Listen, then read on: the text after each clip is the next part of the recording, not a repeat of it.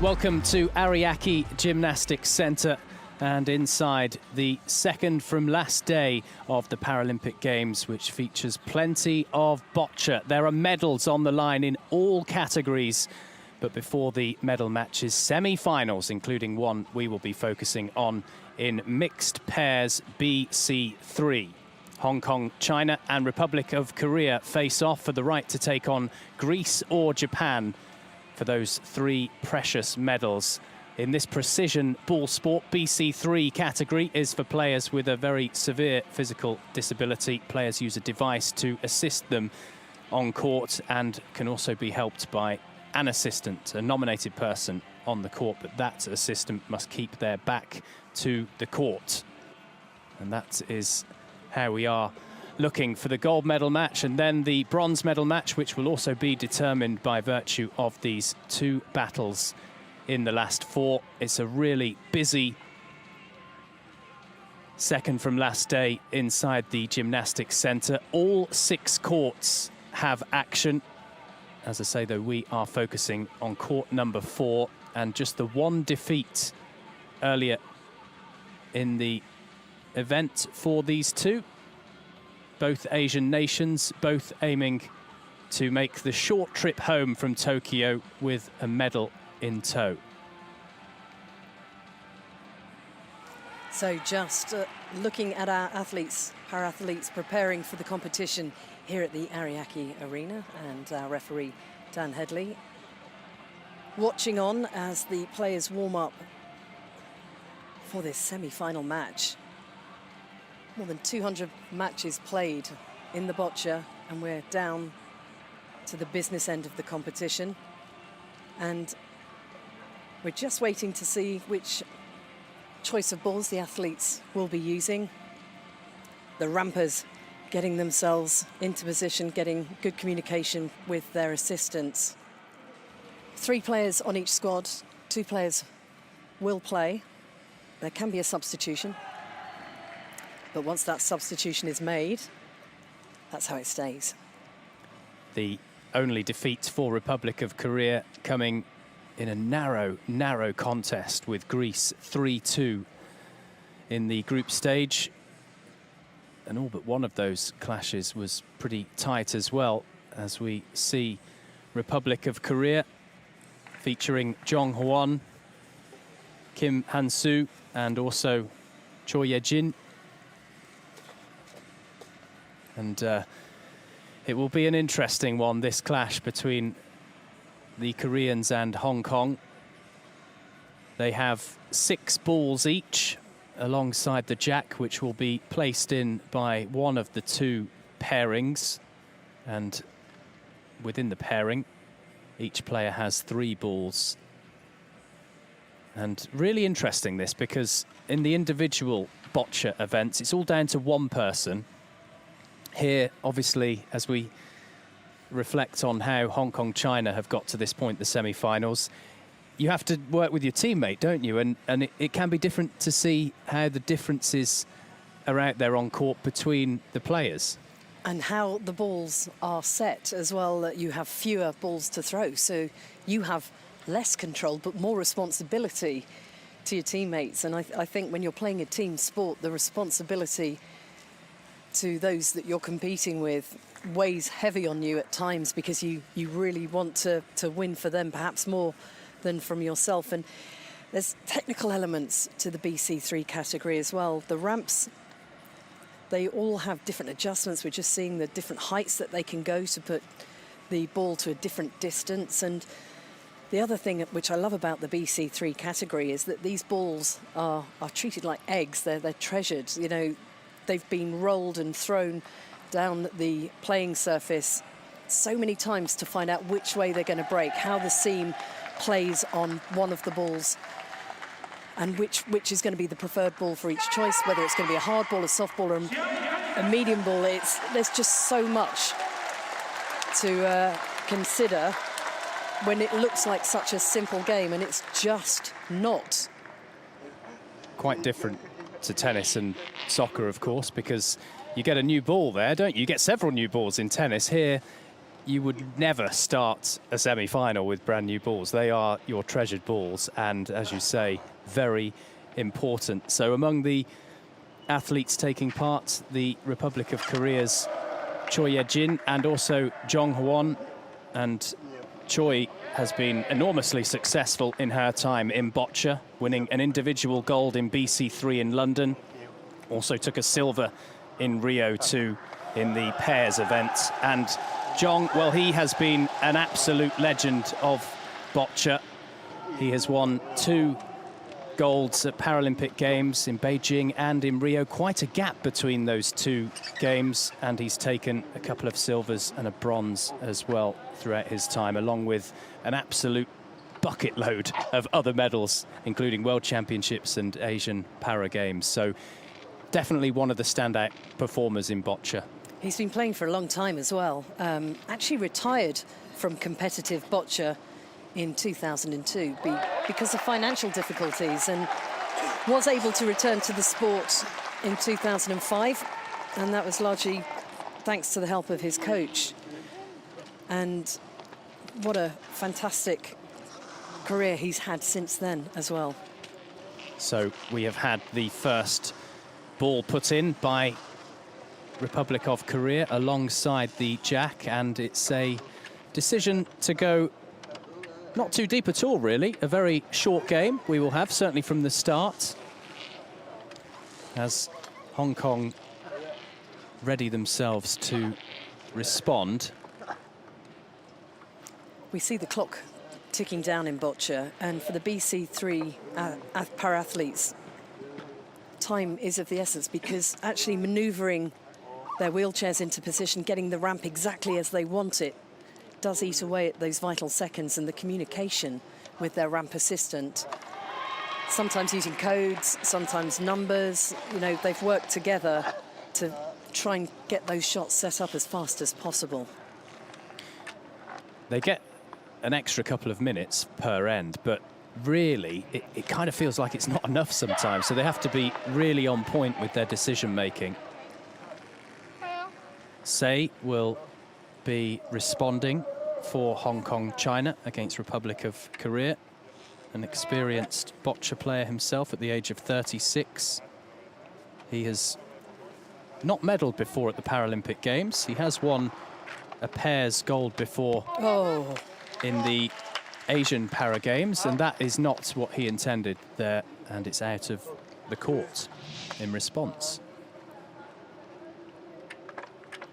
Yeah, we just see the pointer, and it's rolled over, up and over. He was hoping to perhaps manoeuvre that opposition ball further away and keep his in play. But it has created a nice bit of space. Yeah, there's more sight from their perspective at least, but obviously at the expense of a ball. He does have a very good angle and a clear line to get his ball right up against the jack. And also potentially to block the sight of the opponents too. You will be able to hear in the background noise from the other 5 courts that all have play on this very busy Paralympics day, the penultimate of the games. So even harder to concentrate. Here we go. Oh, that's pretty good. I think he has intentionally not put that up alongside the jack, because a shot to knock it on later in the game is possibly what was in his mind there. Rather than going up close to it now, he can block sight for Ho.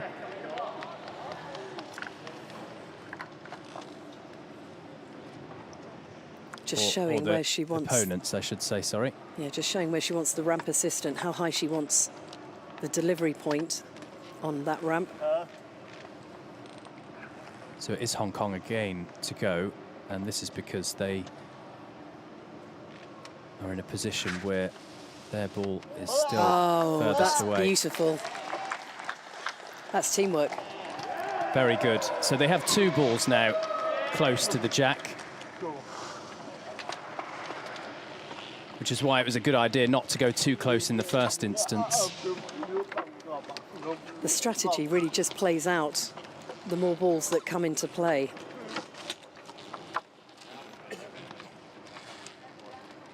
You would think that the Koreans will try and blast the 2 blues away here with one of their red balls. Well, they have options. They can roll on top,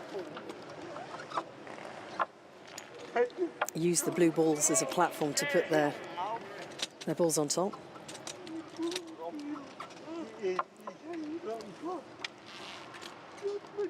That first scoring ball for Hong Kong, China, nestled nicely up to the jack.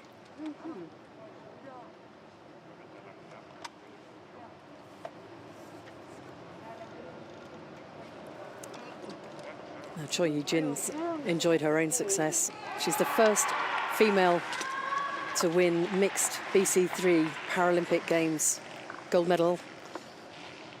2012, she took the gold medal, leading the way for women in this sport. And like equestrian, boccia is played by both men and women on the same playing field. They compete. Oh, very smart. Nicely adapted pointer there as well. It's bendy to make it easier to displace the ball, and we swap again. Hong Kong, China further away. So they will now go in with their 4th blue ball in this first end in boccia.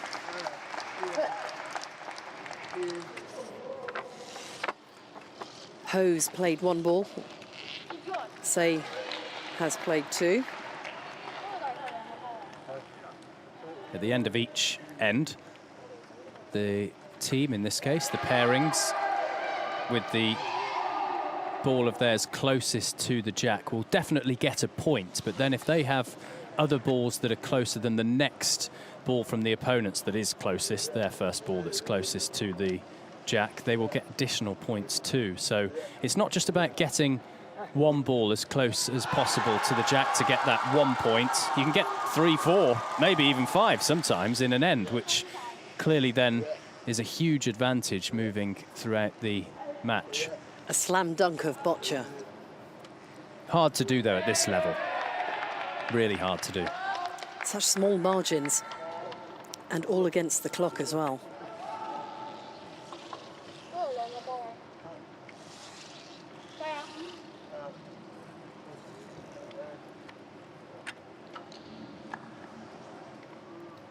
So just manoeuvring himself into position so that he can dispatch the ball from the top of the ramp. So this is going to have a bit of weight on it, this one.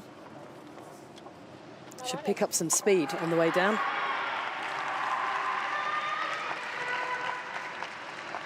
Say Takwa using a pointer attached to his wrist. Sometimes you see boccia players with a pointer being guided by their head and a hat.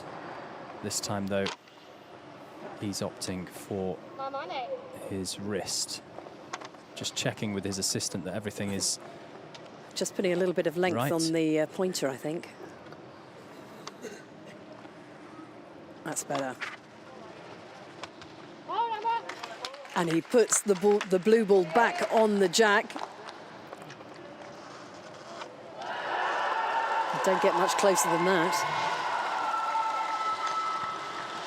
So the 2 here in this pairing semi-final, trading places shot by shot.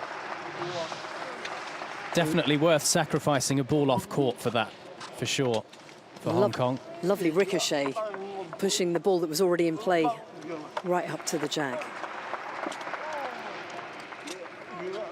So he has now played all 3 of his shots.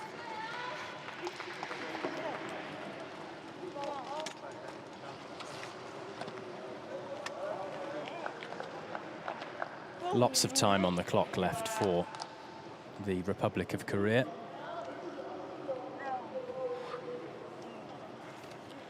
So interesting when the Jacks played that short.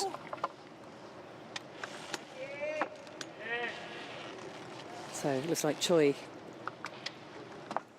will set the next red ball in play.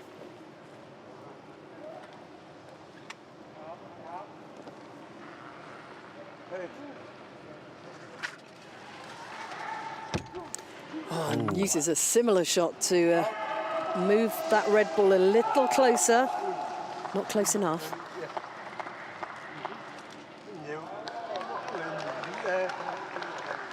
There's definitely a line there for Choi and Jong, as Jong will be readying himself now to have an attempt at giving the Koreans the advantage once more. They scored a fine 7-1 victory over France in the group stage, also winning 4-1 against Thailand.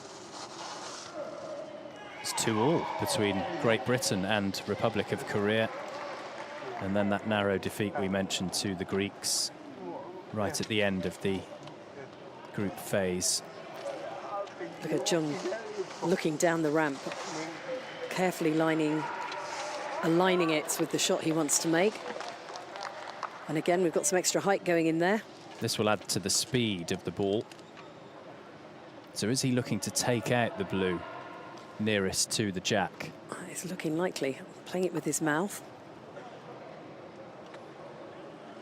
Nice bit of adaptation on the end there to make it easier to hold.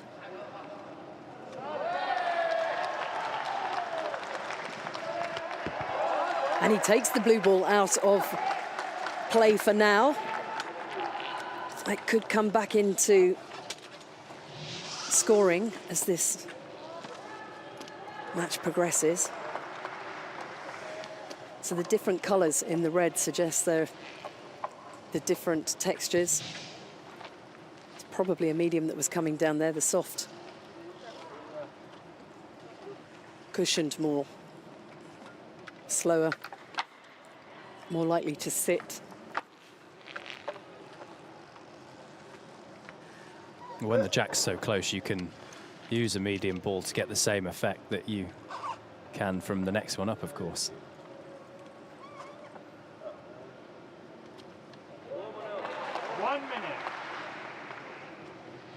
So the clock running down for Hong Kong, China. They only have one more ball to play. Sorry, 2 more to play. Not quite enough.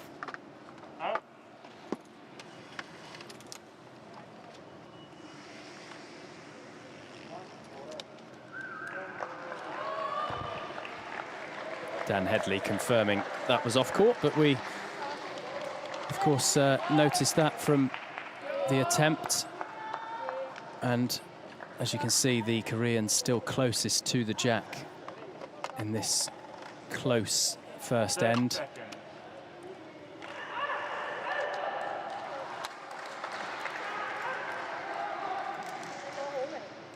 Yeah, that clock seems to have picked up speed. Very keen to get this one in play. Final blue ball. Oh, and what a final ball.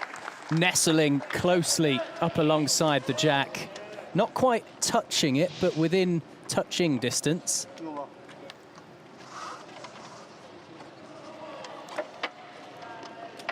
And that kind of maybe would dissuade a big power shot, because it would take possibly the red of Korea out of play.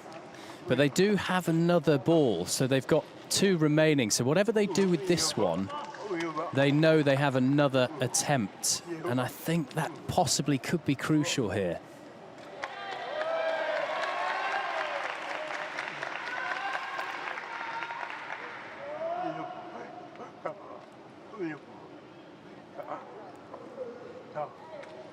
thinking time. It's whether they think they'd be happy with one or want to be more optimistic than that and try for 2 points here because of their advantage with having the 2 left.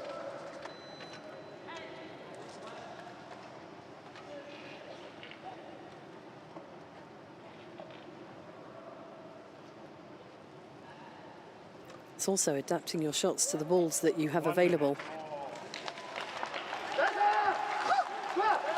So he's moved the jack. Interesting to see, see how close it gets.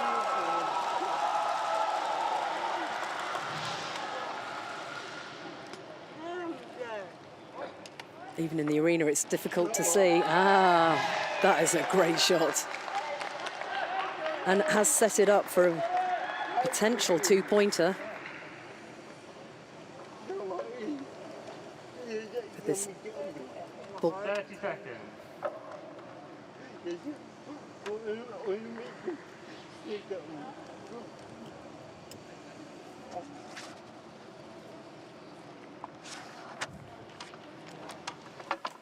The clock is really ticking down now. Definitely closest, the red. One red. Yeah, the 1 point.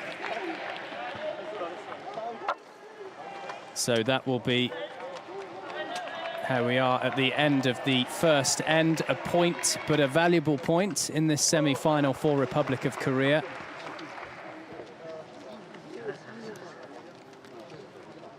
And a slender advantage to take into the second end. I wonder if we'll see the jack placed in deeper in the court. So the players who get to set the jack are calling to their strengths. Quite often you'll see them set it at the distance that they prefer to play the shots.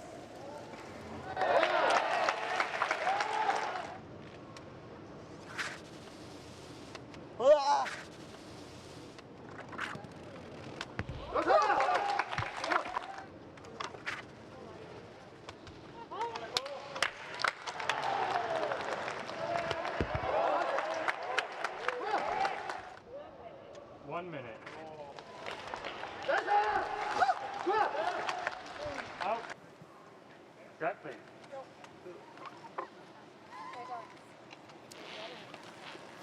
The clock doesn't hang around. Already ticking down as Hong Kong, China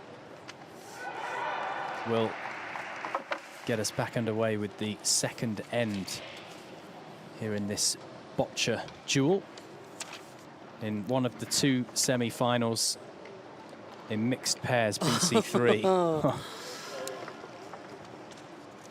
Just creeping into the playing area there, set beautifully. And Ho Yen Kei will have first ball, having set the jack precisely where she wanted it. She used to play in the BC4 category, but was reclassified as her impairment became more severe. So effectively going from a much more mobile form of boccia, the BC4s, to using the ramp. She wasn't entirely happy about it, but has embraced it and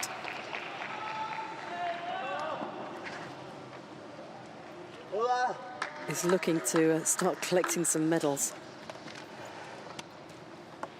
If the jack is put out of court at any time, then it gets placed back in the middle, which we don't see a lot, actually. We haven't seen that too much at the Paralympic Games, but it can be a really good strategy.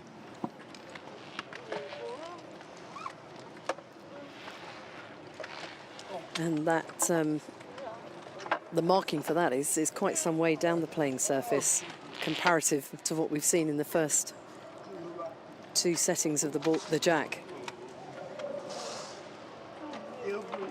The other semi-final is somewhat different to this one because Japan, the host nation, have opened up a 3-0 lead over Greece. Japan bidding to get another gold medal if they can before the end of the Games.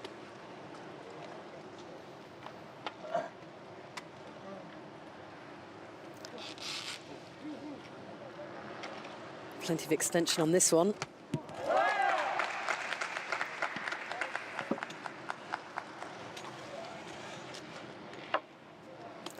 That red ball rolling all the way down and out of play at the far end. Made the shot and carried all the way through, and is out of contention for any possible scoring if the jack were to be sent down.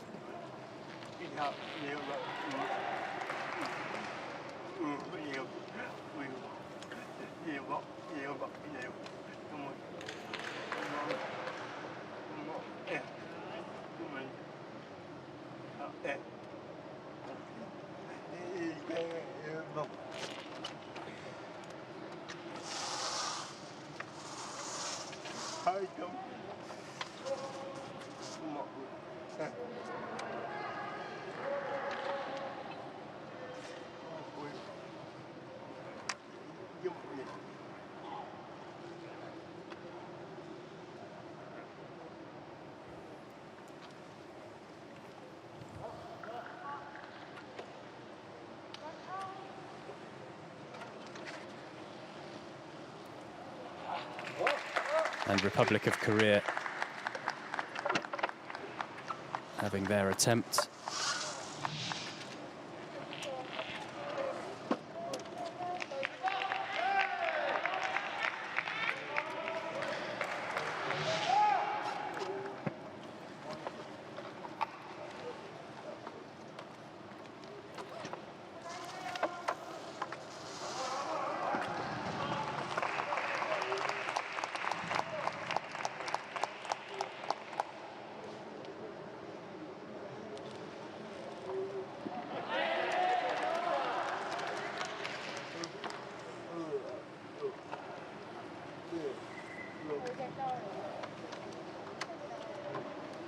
Hong Kong, China with their second ball of this, the second end.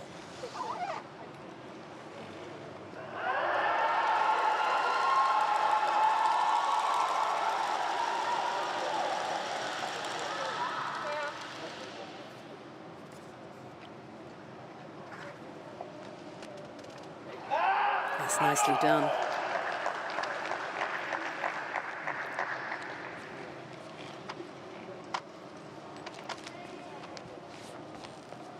We haven't seen the caliper or the tape measure so far.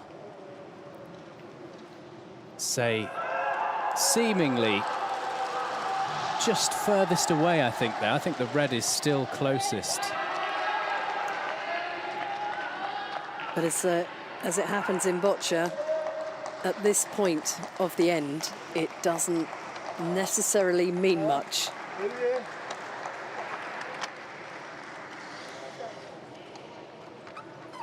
It does, of course, decide who gets to play the next ball.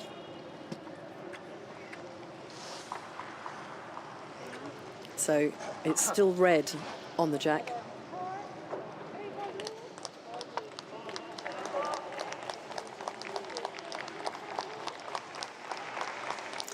No, it's not. The clock is ticking down for Hong Kong, China.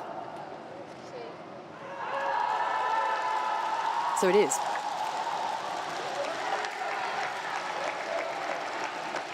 They're swapping partners in this pairs.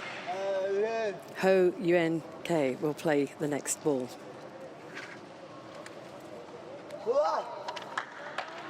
She took up Boccia in 2008, making her debut for Hong Kong in 2013. That's pretty good.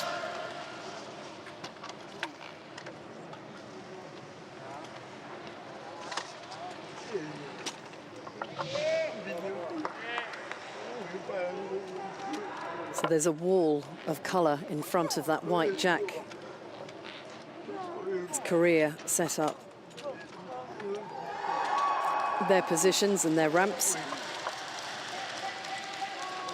If they go for a shot to try and manoeuvre the blue balls away, then clearly there's a danger they'll also play out their own red. A play shot not really ideal here unless you're going to get up and over, but there's so many balls left, there wouldn't be too much advantage there.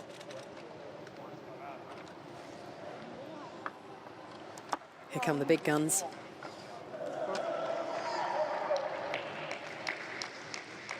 The ramp assistant also checking for any markings on the ball to make sure that it's in the right position going into the ramp.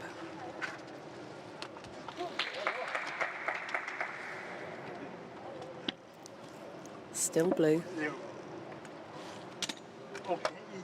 And an extra point as it stands as well. Possibly 2 extra points.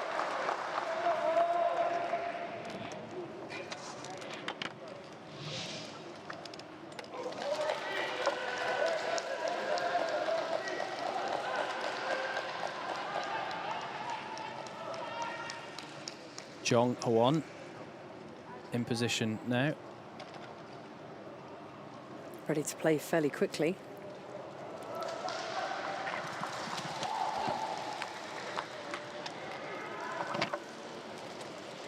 And then with this 4th red, they could just knock on the jack, which would put it potentially close alongside that red that's the sort of lighter shade colour-wise. Yeah, I think that's the softer of the two.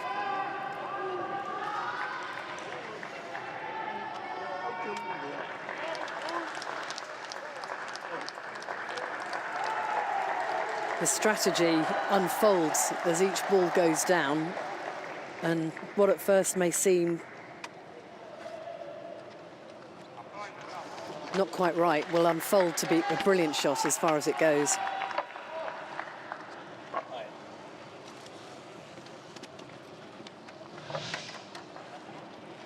Yeah, no, I think it was the...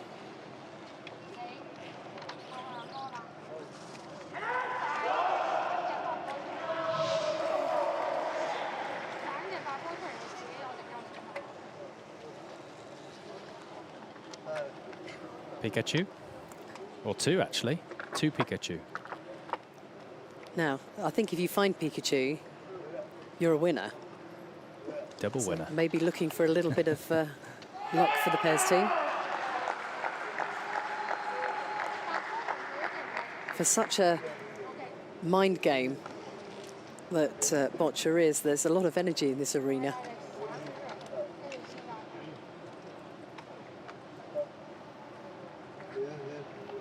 And tiring as well for our players. Only 1-0. The Republic of Korea lead.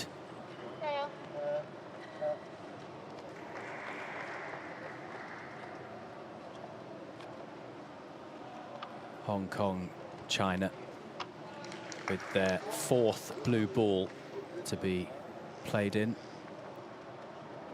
Get the extension going in and the ball is ready to be played.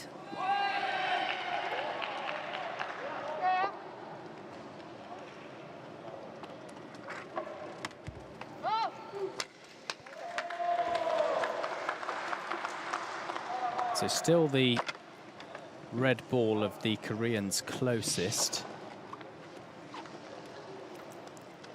Is it? Oh, yes. No. Well, yes. In the bottom of the shot. Yeah. He was awarded, say, the Chief Executive's Commendation for Community Service in Hong Kong, in his country, in 2019. That in recognition of his achievements on the global stage.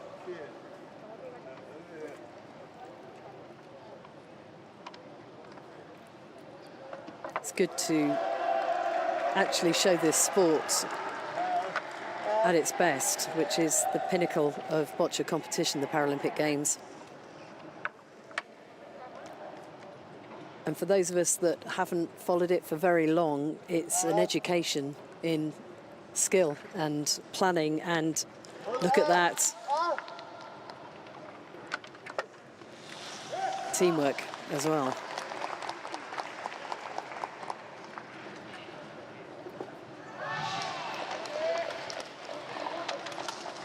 knocking on the blue of a lighter shade with that effort, which means we swap again.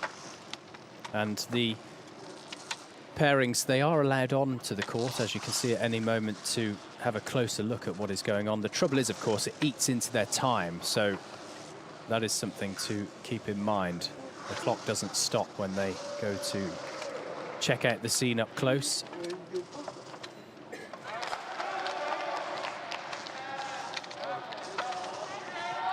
There was a rule change relatively recently as well, because it used to be that players had to stay inside, their wheelchairs had to be completely inside the area, which made it very difficult to use the pointer to play some shots for athletes that didn't use their hands or needed to use their head.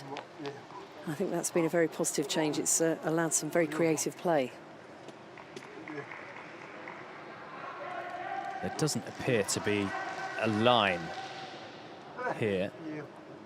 So are we going to see another disruptive shot, the 5th red to be played in? The adjustment that the ramp assistant's making there is just millimetres as well.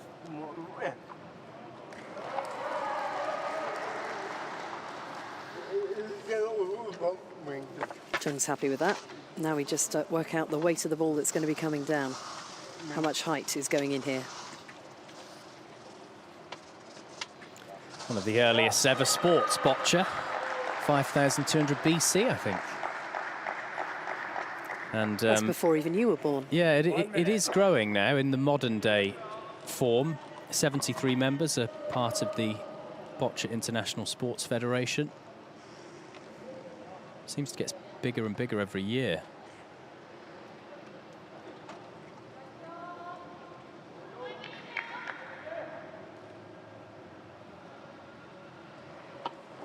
It's on its way.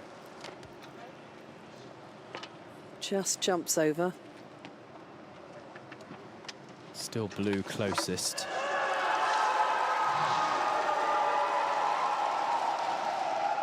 Or is it the red? Nope, it is blue. Yeah. Dan Headley, the referee, holding up the blue paddle.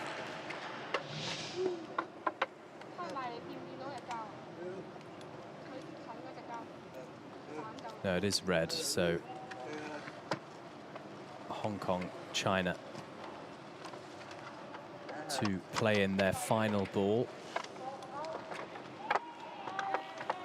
C'est à quoi with the last play. And a crucial one because they are trailing. There's a lot of height gone on to this. He's definitely got sight of the jack, which is helpful. So he could play the jack. Look to move that. There are 2 blue balls a little further down the court.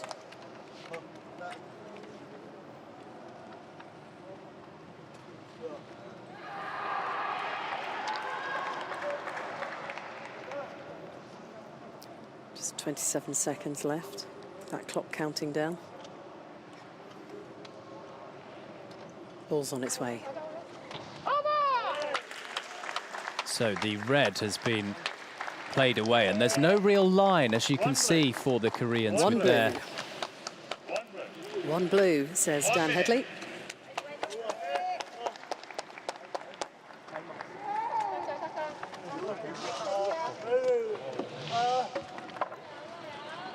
And so, after that, we are now level. Very, very close in this pairs BC3 event in Boccia.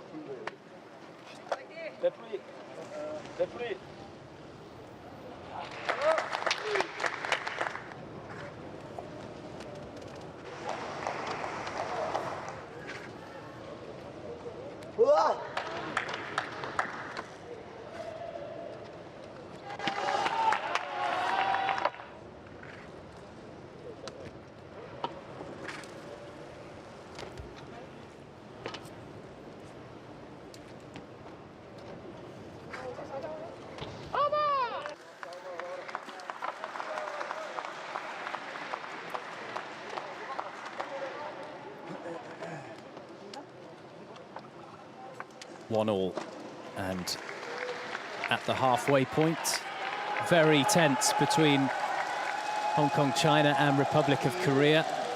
Meanwhile, in the other semi-final in this BC3 category, still 3-0 to Japan against Greece. I think they're still in the second end on a different court. We've got all 6 courts with action inside Ariake Gymnastics Center, and it seems the Korean team are in discussion with the officials. Hard for us to hear what's happening down there on court from where we're watching. And another official joining the conflab.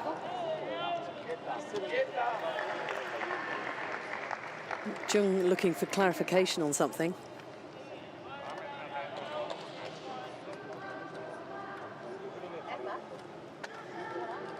Whatever it is, I'm sure we'll find out shortly. But this, one of several semi-finals in the build-up to series of medal matches later. We have BC3 bronze medal on the line, also BC1 and 2 and BC4 in this particular session.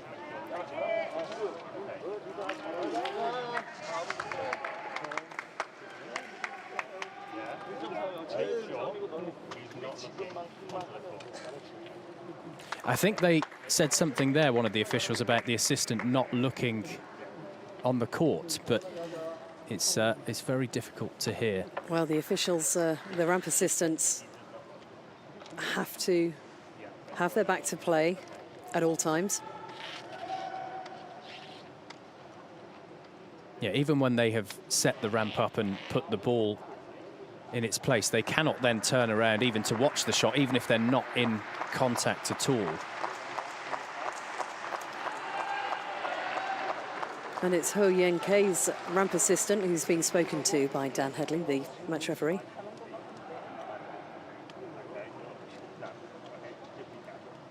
Just be careful. That's what we heard. Seems like just a warning, doesn't it? Even if it's that strong.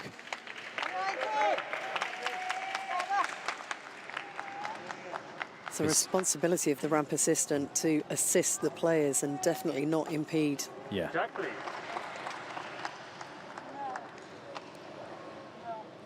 Okay. That's been sorted out. Korea have the opportunity to set the jack for this end.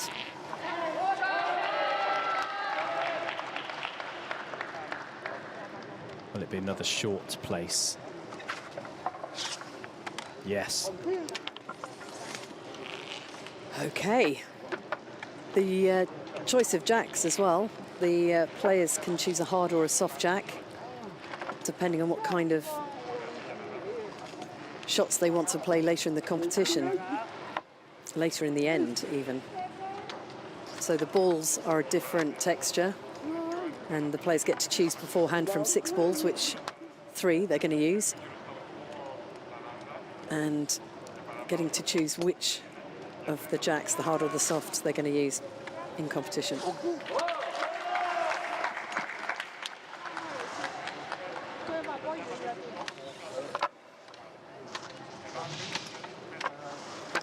Have to say it's usually the soft jack that's used at the Paralympic Games. And there is virtually no line whatsoever for Sei, who is going to place in the first blue ball for Hong Kong, China. So a good strategy from the word go from the Koreans. Those 6 blue balls, of course, to come. In snooker terms, he would be a little snookered. Oh. That red ball sitting very solidly on the jack. The line is there now, at least, but obviously that blue ball sacrificed to enable this better second play, I'm sure. Yeah, it's definitely opened up the jack. And as we've seen in the first two ends, one ball will win you the end. Now you wonder if... Will it be Say again? Yeah, I think Say is going to go for this second blue. And does he perhaps go for a more blocking shot? See how soft that ball is with the ramp assistant.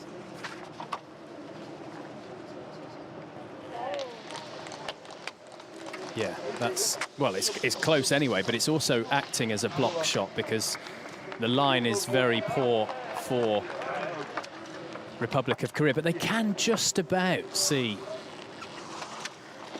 probably a quarter of the jack.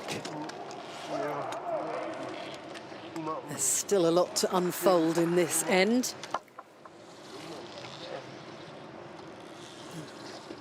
Jung getting it millimetre perfect before he delivers his ball.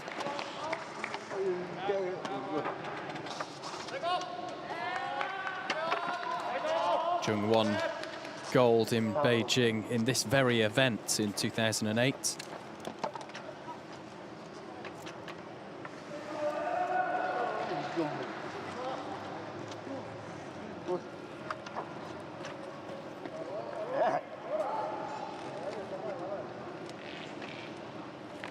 And that one definitely a little harder.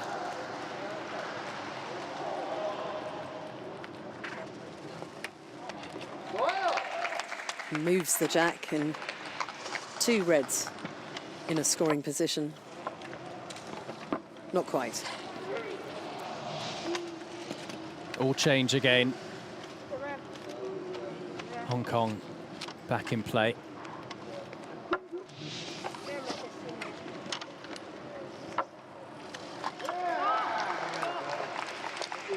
And similarly to the Koreans, they have a sniff at the jack. They can probably make out a fourth or a fifth as the ramp is really built up for Say Takwa.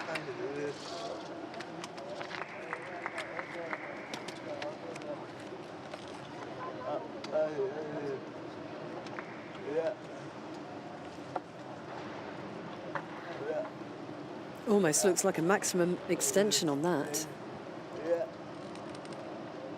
It is a more effective way of utilising the time, having one player have their three before the next has his or her three, because the ramp is already in position. Doesn't need to be swapped for the other members' preferred ramp.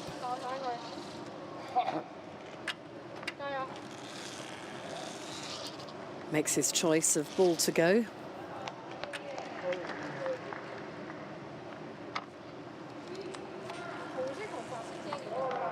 Pointer being extended in line with the length of the ramp.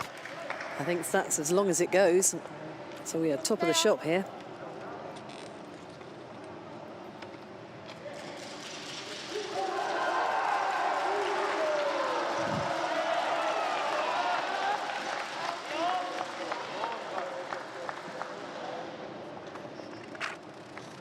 That's a really fierce play. That's a strong strike. But it still looks as though the red is closest. We'd need to get a closer look.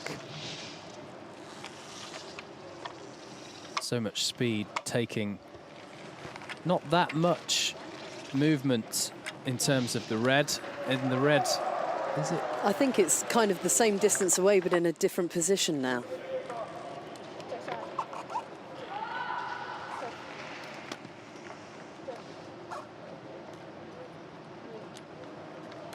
And I can't...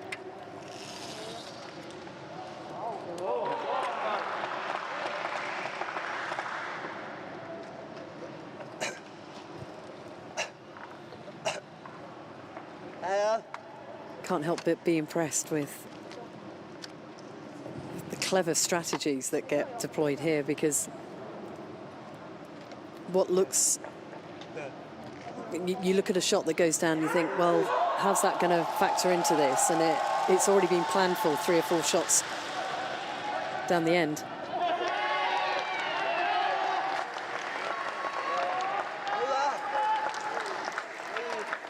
Ela. Right up close, the blue ball, and a second, I think, as well. Yeah, two closest to the jack. Although to actually make extra sure, I'm sure those calipers will be out again.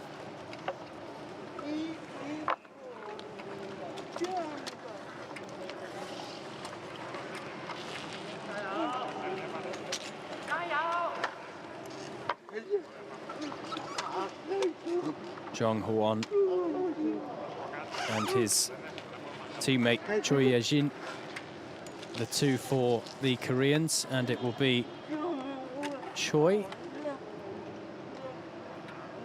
Fourth blue ball for the Republic of Korea.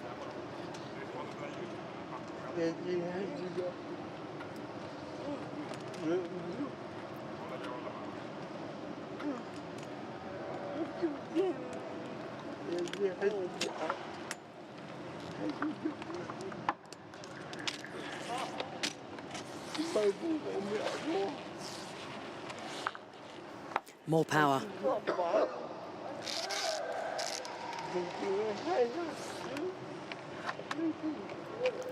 So many different parts to the ramp to change the impetus of the ball going down. You see little markings on the balls as well that the players put on.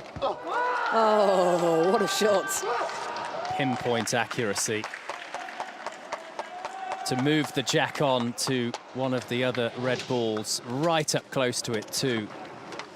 That's a really, really good play. And a ball that looked to be further away and out of action comes straight into the business end. She's delighted.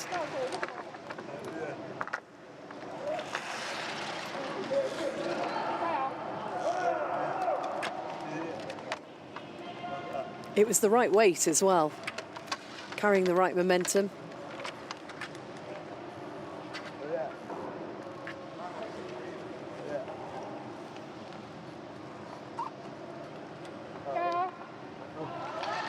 When they're not training, these athletes are making those adjustments to the ramp, making marks on them, knowing how high up the ramp they need to play the balls, to see how far they will go down the playing surface. You can see the numbers and bits of tape on the sides of the ramp. And markings on the balls as well.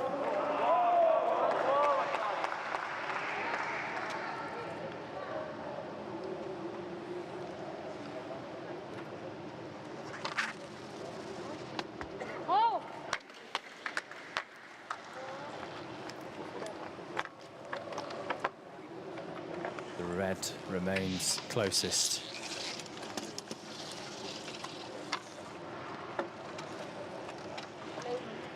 Definitely the strategy there to knock that blue on, but it didn't quite go as planned to get closer to the jack. There is at least now real good sight on the jack.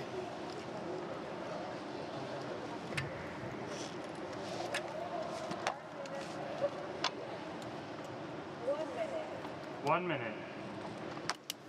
The timing officials letting Hong Kong, China know that the clock is ticking down.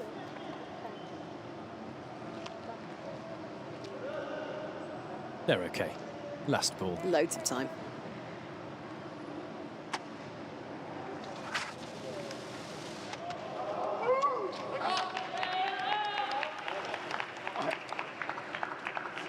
Well, we know that the Koreans have a point. Out.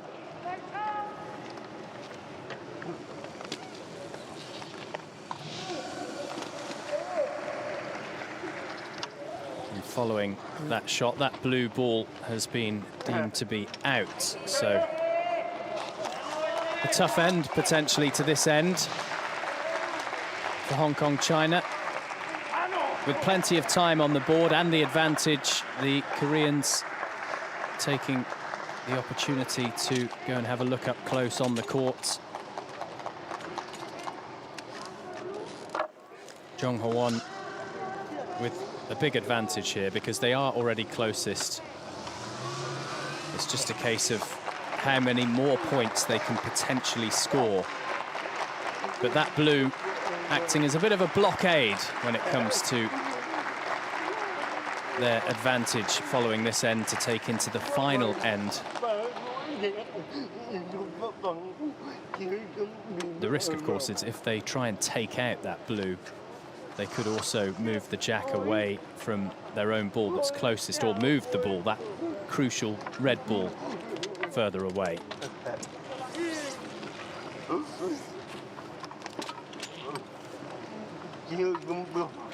Silver medal in the pairs at Rio de Janeiro for Jung.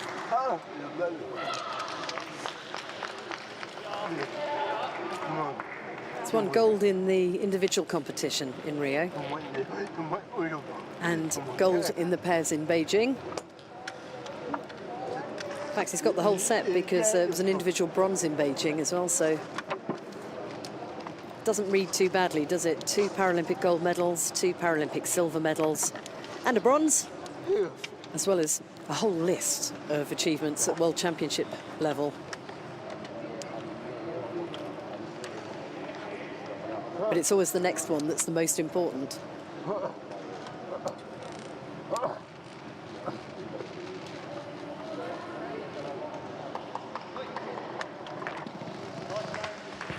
Oh, that was nicely done.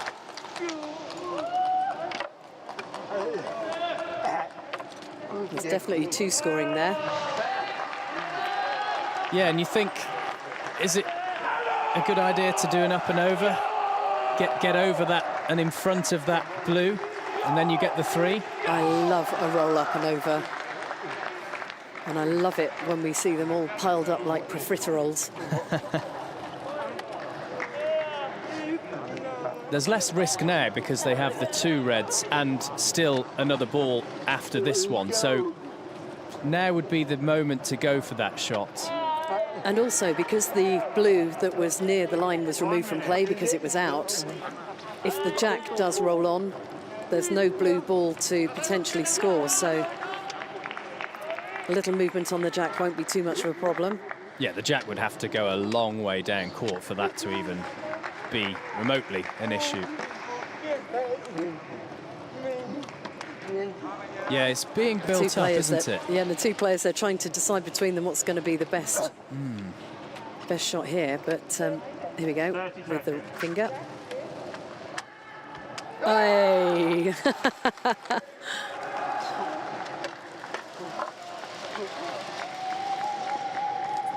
Is that 2 or is it 3? It's still definitely 2. The calipers will be out, but they've got another ball still to come. So yeah, I think there's a likelihood and the time it's really 3. is going down here.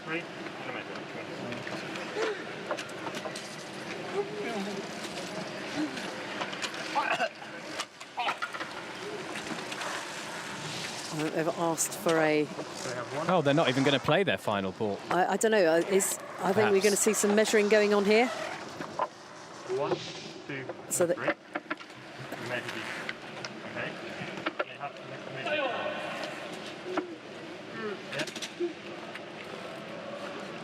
So I think Dan Headley, they're saying 1, 2, 3. Just wondering if they're going to play their final ball. Evidently not. Okay, that one scores. Measure. That scores, so I'm going to take that one out of play. It's 2. I think it is 3. I think it is.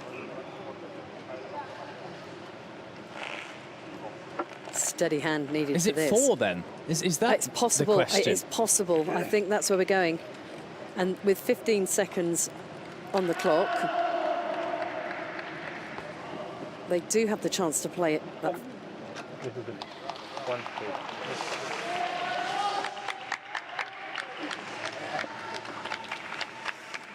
I mean... yeah, they pop those back in play. Let's see. 3 red. 3 red. 3 red. Well, that is a really successful end. And Yeah. we see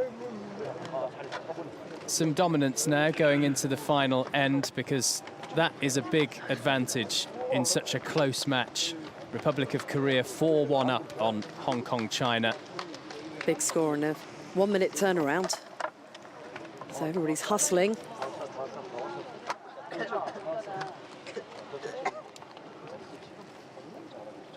You can tell so little really from the first two.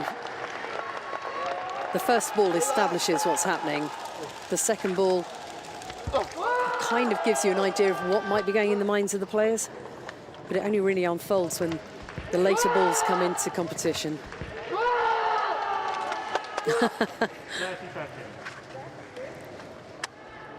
Brilliant. That was a It's really just a classy cracking shot. final Yeah. shot. 4-1, the lead for Korea. Time. Okay, that's the minute up. It really is a fast turnaround. Hong Kong, China. Their clock starts ticking. They get to set the jack.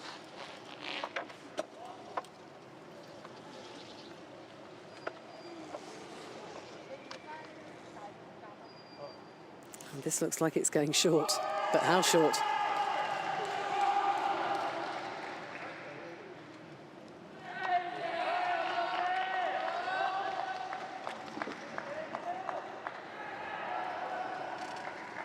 Has to cross into that green playing area. Only just. Wow, that's short. The danger is that you play your first ball in now, and that will be out Absolutely. without the power to knock both balls through. What are you thinking?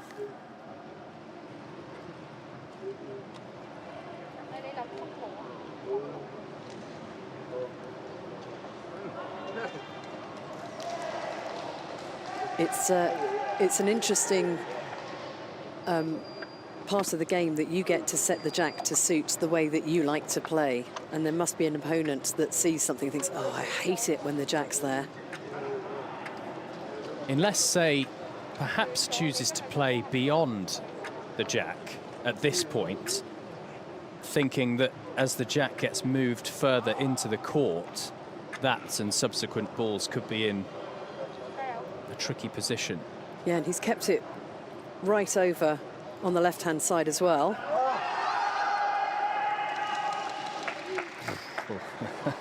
Very close.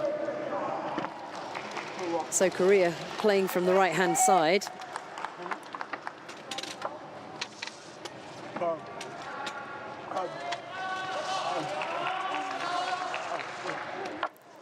And this one's going to be intriguing.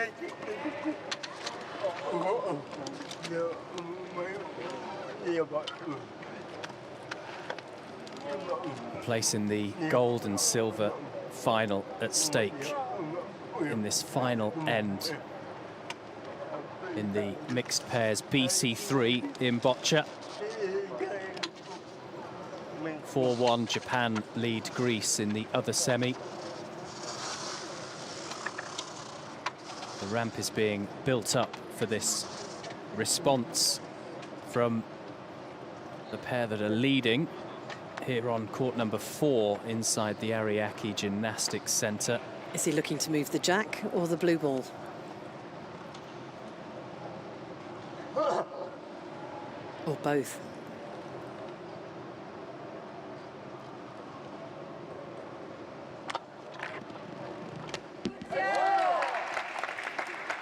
Okay.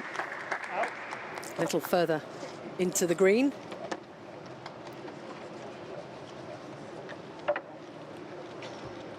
I suppose the difficulty if he went for the jack in terms of moving on would be that the blue would still be closest, but there wouldn't be sight for Republic of Korea. Yeah, Choi slightly closer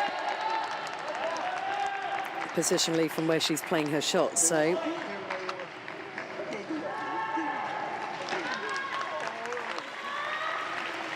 great communication there from the two of them.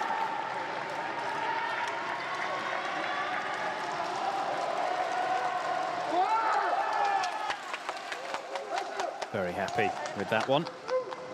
So play moves to blue.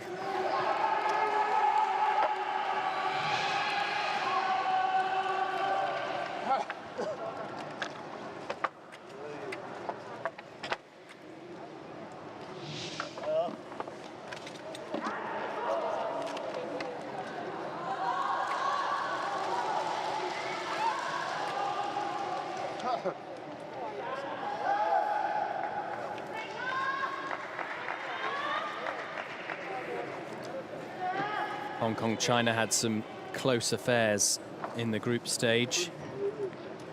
3-3 with Australia, 3-2 with Brazil, 4-4 with the host nation, Japan.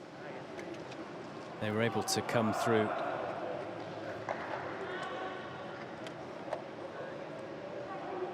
(5-3) as well in a group stage match. Ho's not sure. She's having a think there. Okay.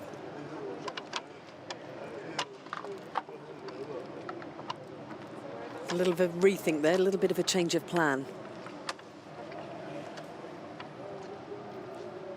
The extension's gone on there. And the ramp assistant just getting the ball in the optimum position.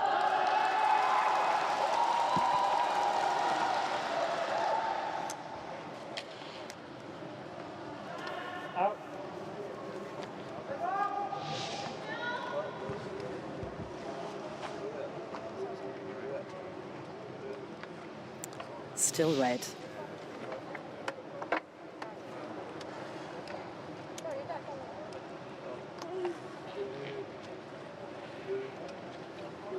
Well, already we have 2 balls, 1 each from the pairings out of play.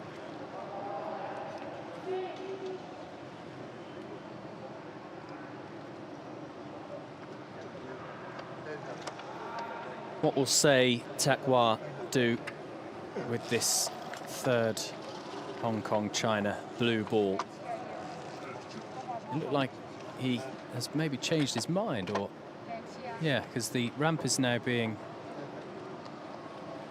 shortened. Every part of the ramps can be adjusted. We see the extensions going in. There can be little changes to the angle on them. So you can get the ball travelling in a different way, but yeah, much shorter one. Oh. A defensive shot, as opposed to trying to take out the red and move up closer that way. He has still managed to get closest to the jack, but it's more useful defensively. Playing it very much like he set the jack.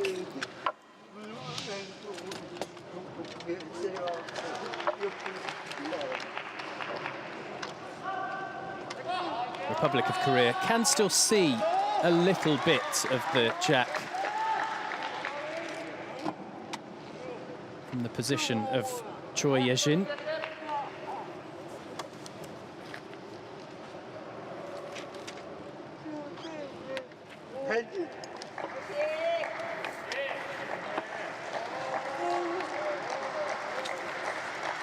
Choi Ye-jin was one of the flag bearers at the opening ceremony for Tokyo 2020, along with her mum, who is her ramp assistant today.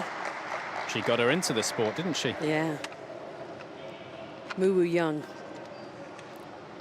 Fantastic to see them carrying the flag for their country at that glorious opening ceremony. You can feel the pride off the athletes when they come into the stadium to make their Paralympic dream start in another round of competition.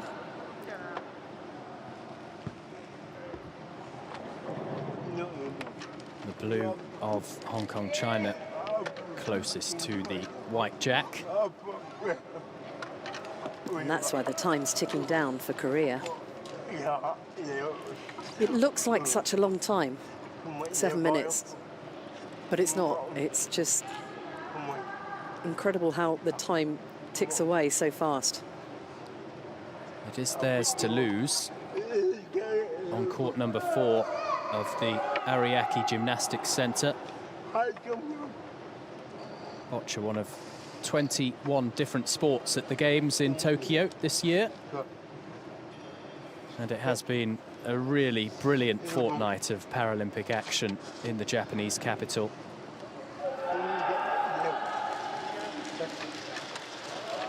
Still lots of boccia action in this session, and then another session too.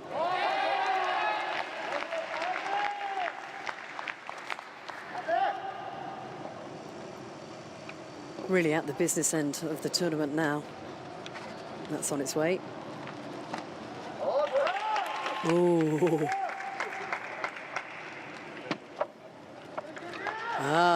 So clock stops for Korea.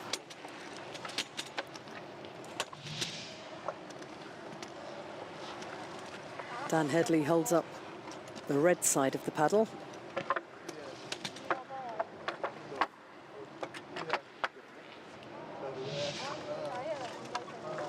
Republic of Korea on 19 medals all in all so far at the Games. They've scored 1 gold, 7 silver and 11 bronze.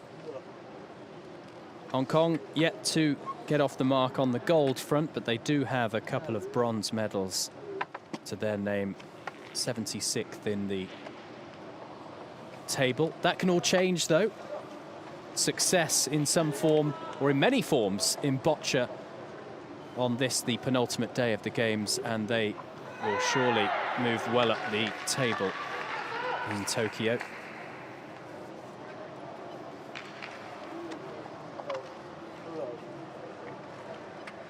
Still 4-1 to Japan and Greece.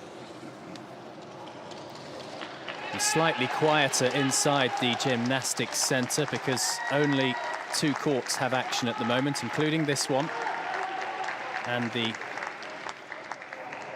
match on a different court involving Japan and Greece. What will we have in these final few moments here in end 4 between these 2 nations?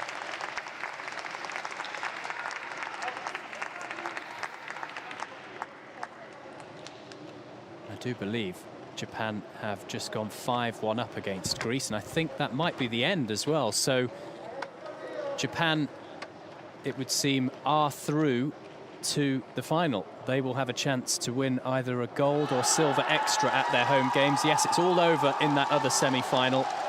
So all eyes in the gymnastics centre now on this court 4. And a 5th blue ball to be played in by Hong Kong, China. They trail by 3. It will be a tall order, so a crucial final couple of balls to try and turn this one around.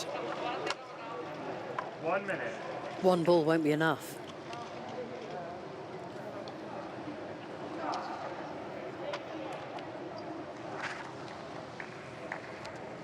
Oh, that's nicely done. Still just the 1 point, I believe, but I haven't got a caliper up here high in the gods. And with more balls to come, this pattern that we're looking at could change. Well, Republic of Korea have 2 balls left to put in.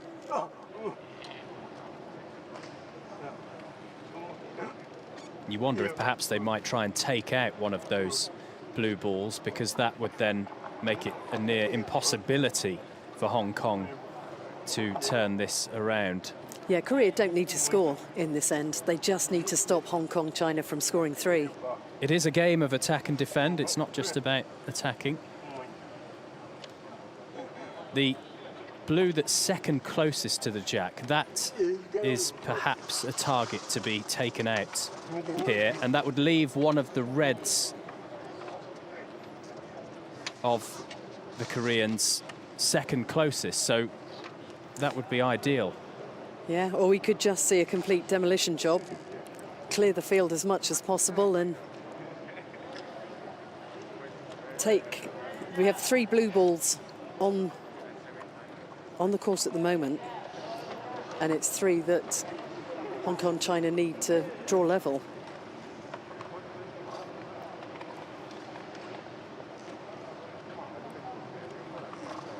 pointer doing its work. And yeah, it wasn't a case of going for one of the blues. It was about getting closer with the red itself. And I think the blue is still closest, perhaps. Yes.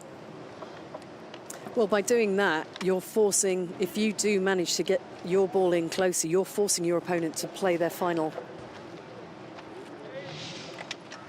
efforts, and then that would leave you a chance to take them out. But those two reds being so close to the jack, so yeah, it's it is virtually red's, impossible. Red is closest, so it's all up to Hong Kong, China now.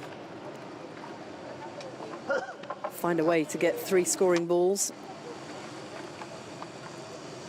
I just don't think it's possible. No. 30 seconds. And Korea won't really need to play their last ball. No. So the red of Republic of Korea in command when it comes to those extra points that would have been required by Hong Kong, China. Dan Headley having a really good look. Yeah, close we up will there. still have a check, but the result, the outcome, not in doubt. It is the Koreans that are going to be going through to play for gold, and they will be taking on Japan in a battle of Southeast Asia for the gold and silver medals here at Tokyo 2020. Hong Kong, China will still have the opportunity to medal in the bronze match with Greece, their next opponents. But really, the third end doing all the damage after a very close first two. A point taken by each nation in those opening 2 ends, and then moving ahead and finally winning 5-2 were Republic of Korea, who win this semi-final of the Boccia at Tokyo 2020.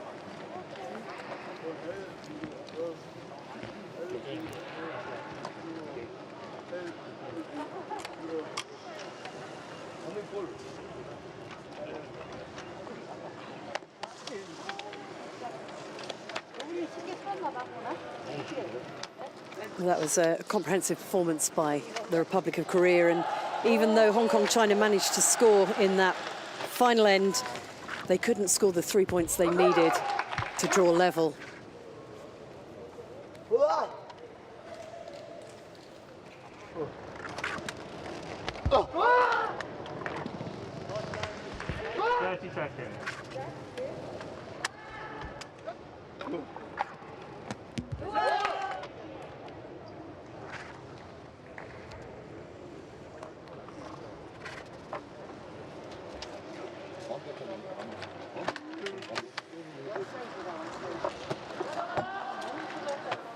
So as they pack up on court number 4, we know Republic of Korea are going for gold in one more Boccia match at Tokyo 2020.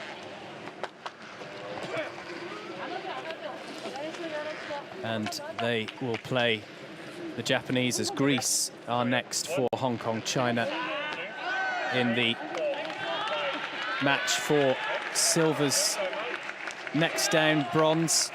The silver medal on offer for the Greeks or the players from Hong Kong, China. Final bit of administration at the end of the match, and we're just seeing Jun Haon on the right there, guaranteed another silver medal. He's already got a silver from Rio in the pairs and an individual one from 2012. But it's the gold he'll be after. He's already got 2. An individual in Rio and the pairs in Beijing in 2008. And we had 2 non-pro mocks. We had no substitutions and no violations. The winner was correct. You approve. Yep, approved by both players. And next up for us on court number 4, we will be focusing on the Team BC1 and BC2 bronze medal match, which will be taking place shortly.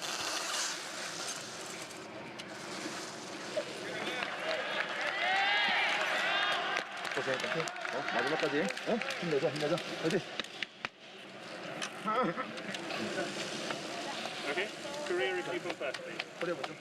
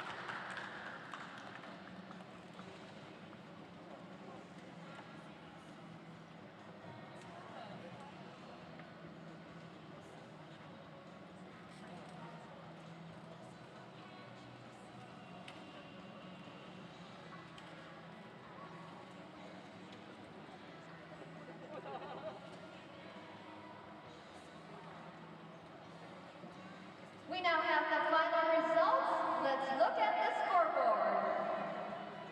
それではただいま行われました試合の結果をお知らせいたします。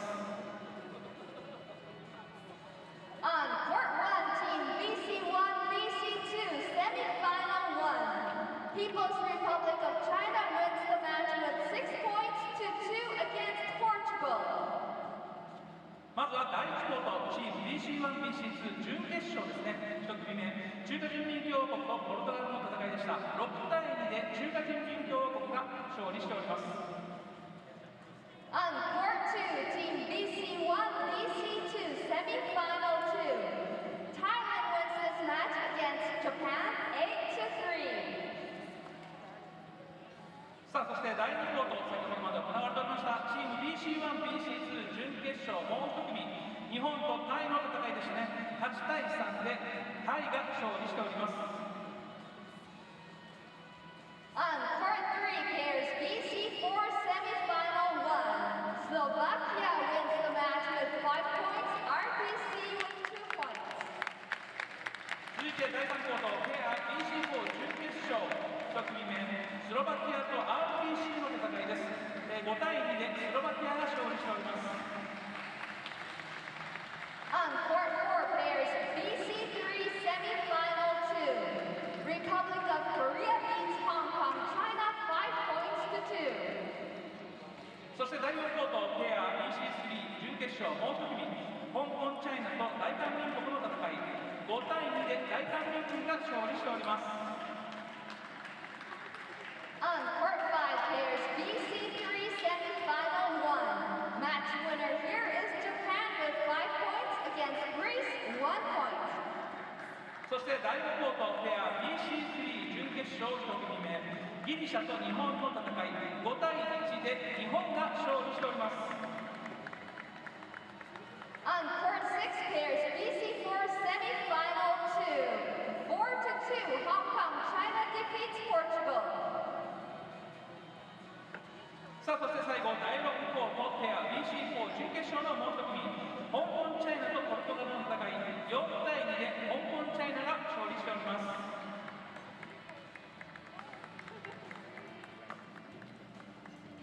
We now have who's playing against who in the finals for team BC1, BC2 gold medal match. People's Republic of China versus Thailand. Bronze medal match, Portugal versus Japan. さあそれではですね、ただいまの試合の結果により、チーム BC1、BC2 の中華人民共和国とタイが決勝戦に進出し、ポルトガルと日本が3位決定戦に進みます。 For pairs BC3 gold medal match, Japan versus Republic of Korea, and bronze medal match, Greece versus Hong Kong. さあそしてペア BC3 ですけども、日本と大韓民国が決勝戦に進出となりました。そしてギリシャと香港チャイナが3位決定戦に進みます。 Pairs BC4 gold medal match, Slovakia versus Hong Kong, China, and bronze medal match, RPC versus Portugal. さあさらに、ペア BC4 ですけども、スロバキアと、香港チャイナですね。スロバキアと香港チャイナが決勝戦に進出し、RPC とポルトガルが3位決定戦に進むこととなりました。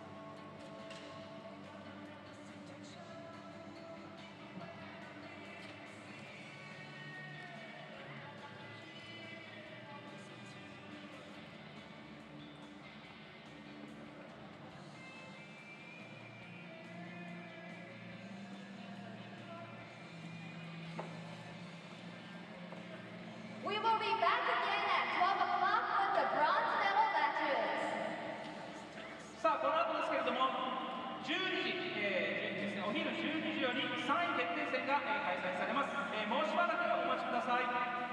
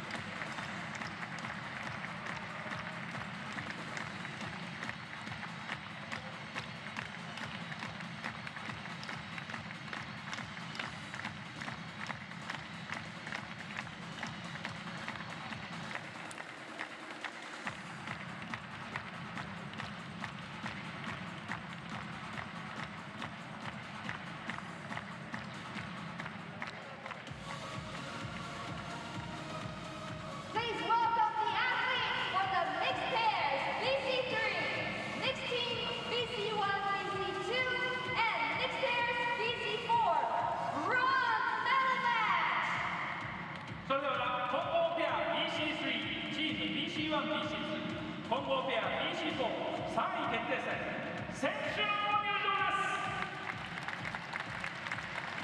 On court 3, pairs BC3 bronze medal match. 第3コートペア BC3 3位決定戦 Greece ギリシャ versus Hong Kong, China. 香港チャイナ The referee is 審判は Javier Alvarez.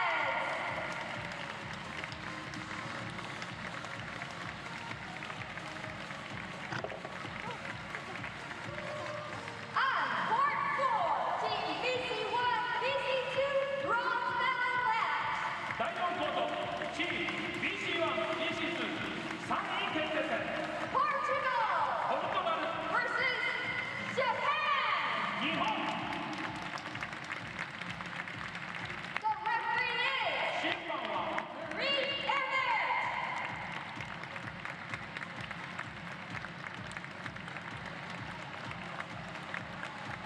On court 6, pairs BC4 bronze medal match. 第6コートペア BC4 3位決定戦 RPC RPC versus ポ Portugal. ルトガル The referee 審判は is Ronnie Benesh.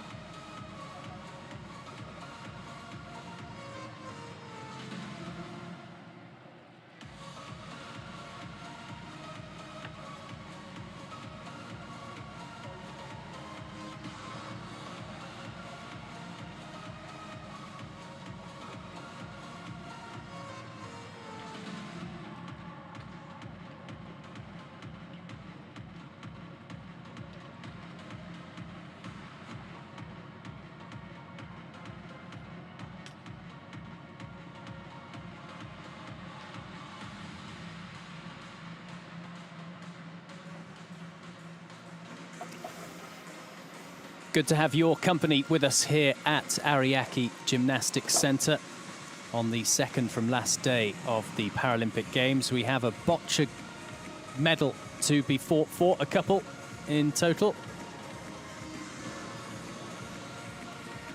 The bronze battle in the team BC1 and BC2 medal match. All of the 4 para-athletes from Portugal and Japan aiming to get hold of those medals. Japan, the hosts, seeking to add to an impressive haul of medals all round here in their capital city.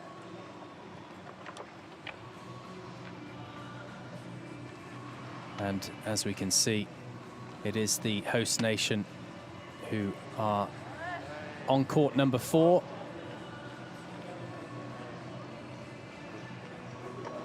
BC1 and BC2 para-athletes take part in this particular event. And this is how Portugal and Japan ended up in this bronze medal match. Japan defeated by Thailand in the semis, Portugal losing out to People's Republic of China. It is the Japanese who are warming up in this great venue in Tokyo. 2 defeats only for Japan so far, including that semi-final. So a better record all round than Portugal in Tokyo, with 1 fewer loss in the group stage. Portugal in a moment will get their opportunity to warm up as we see the main official, Marie Herbert. So in the team competition, the team that will be throwing blue taking up 2, 4 and 6 in the boxes. And now making way for Portugal, who will be playing red to take up boxes 1, 3 and 5.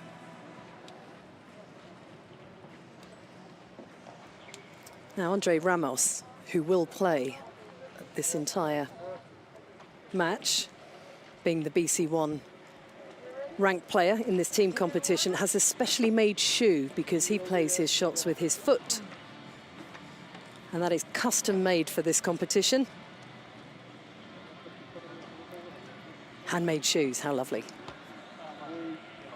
Portugal's route to this final Boccia test. They beat their rivals and friends, Brazil, first up, a couple of defeats, then ending the group stage with a close victory over Republic of Korea before the loss to China. And that is the makeup of their team: Fernandez, Ramos, Gonçalves and Valenti.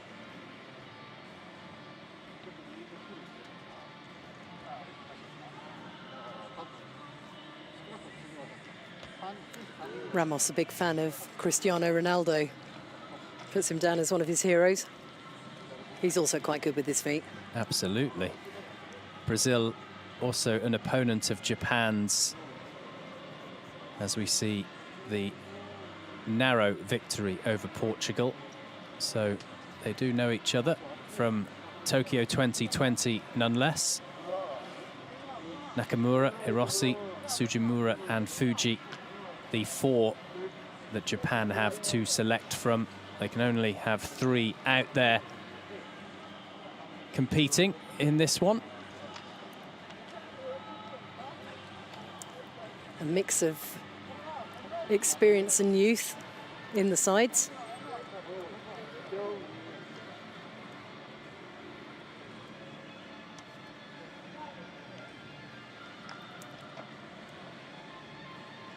Cristina Gonçalves, BC2 player for Portugal on the right.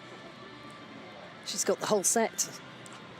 Gold team medal in 2004 in Athens, silver in Beijing in 2008 and bronze in Rio in 2016. There's always room for one more.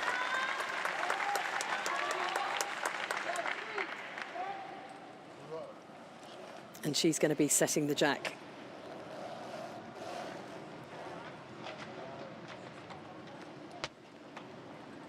Ooh, it's a deep throw. That's testing. First ball.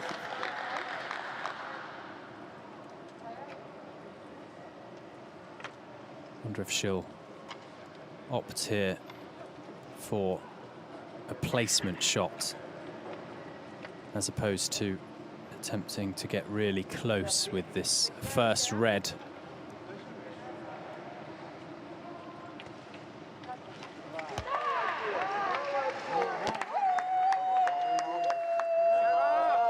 I think she likes that.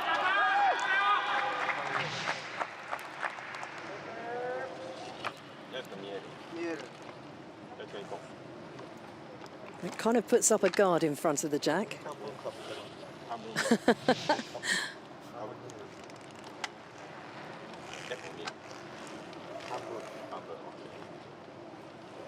Hiroshi to respond with the first Japanese blue ball. Very good. We will, early doors, need the caliper.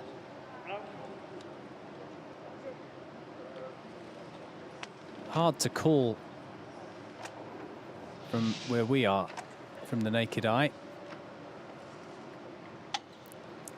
Coming over the long distance from box 6.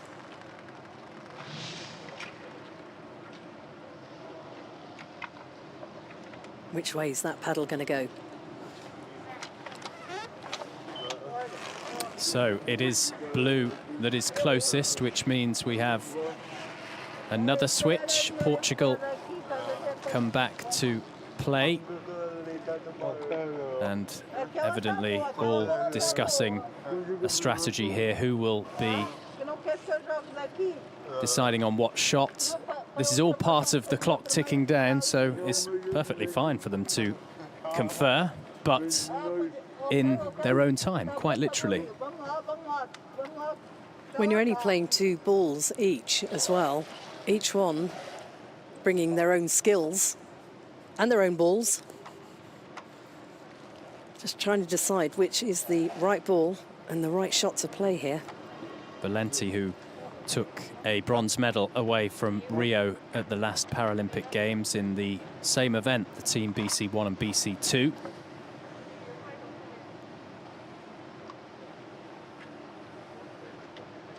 Picking his moment. A fair amount of distance again to cover with this shot.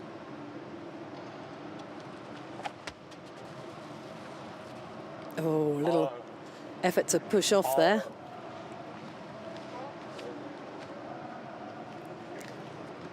There's no guarantee that Jack is going to stay in position for the rest of this end. As though red is perhaps marginally closer.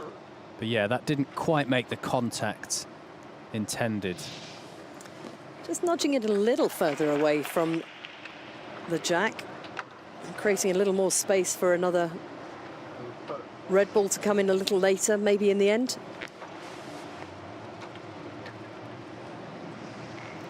Steady hands needed for this.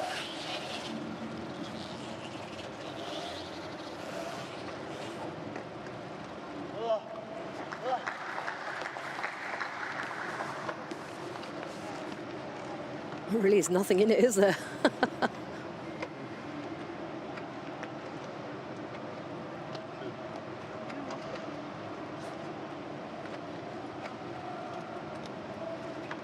Six ends in this event as opposed to the 4 that we see in pairs and the singles Boccia events.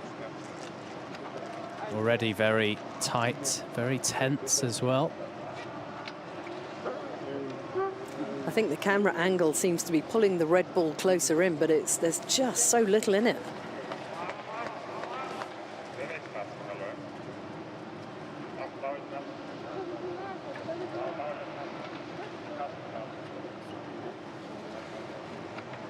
Well, Marie Herbert's definitely in the best position in the house to make this call. And it could be that we have the lead referee for the whole of Boccia involved if it's really close and a second opinion is required. But it seems that we'll have another change, so red is closest. You spotted that. Yes, but I No totally calipers. agree with you that it actually was a lot closer than the television pictures would make out. So second ball now for Japan, and it is the veteran Nakamura Takumi leading deliberations.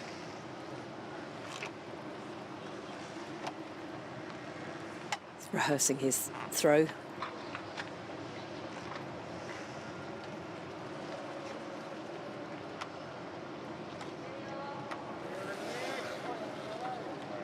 Nakamura with so much experience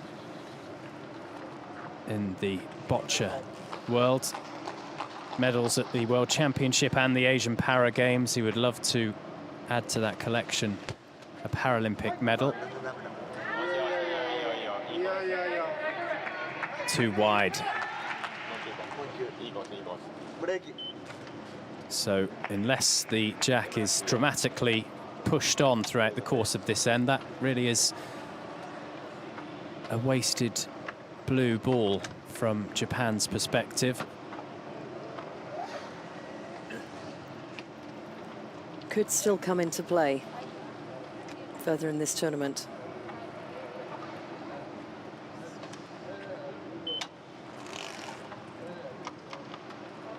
So just get himself into a better position inside that number 4 box.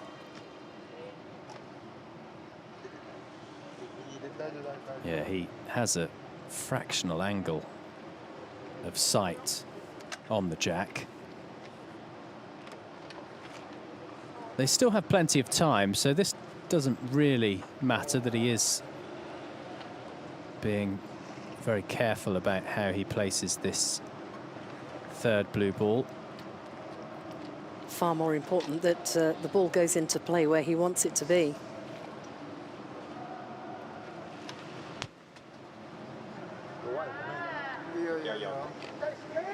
falling short.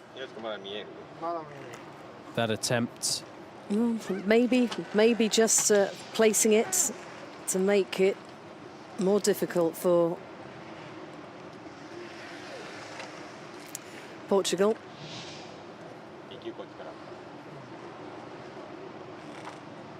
Not as much pace on that. Had a good line.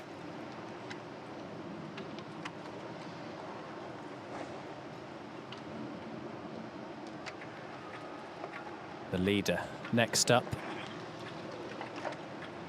who can almost go down the line given his location.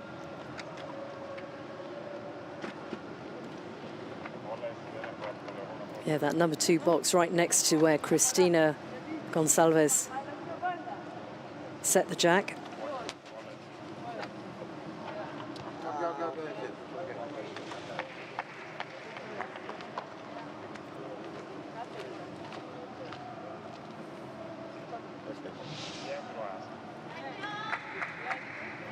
Confirmed that the red ball of Portugal remains closer to the jack. Rossi this time, and that is a really accurate throw. A delightful shot from Hirossi.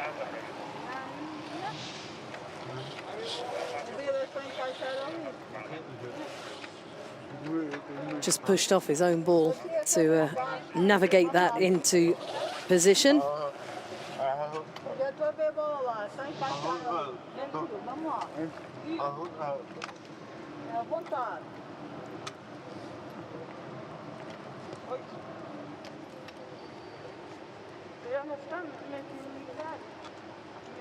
Portugal with only their third play, their third red ball. Japan have had 5.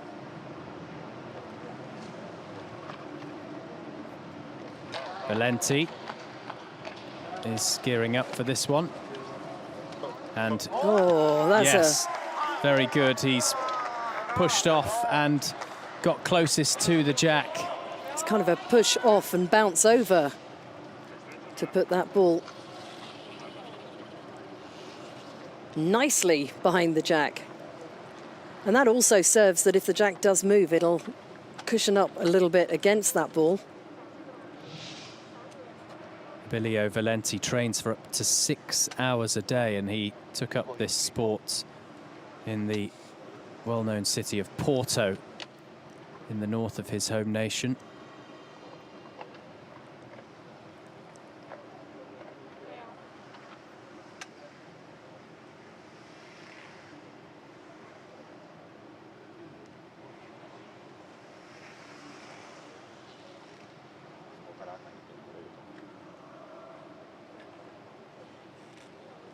Their 6th blue ball, Japan. Just asking his teammates what they think.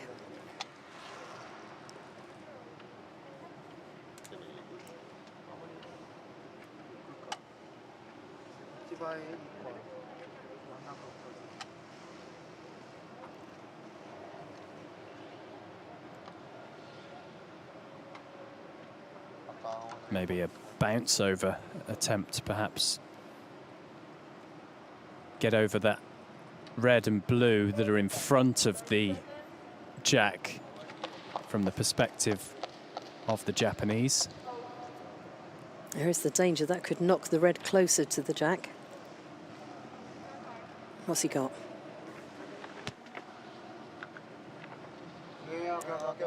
As a placement shot that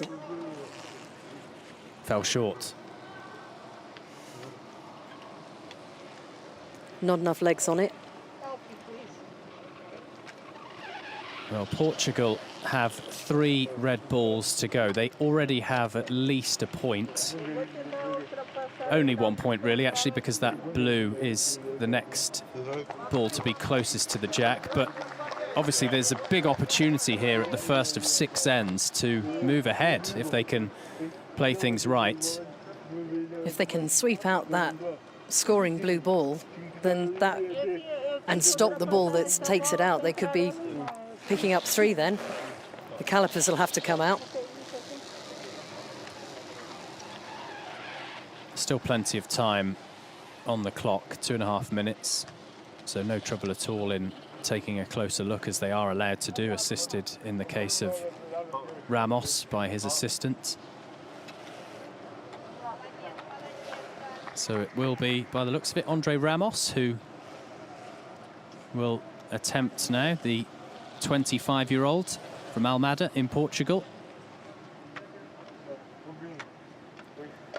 He's another para-athlete yet to win a medal at the Paralympic Games, so he would love to end his time here successful in this bronze medal affair.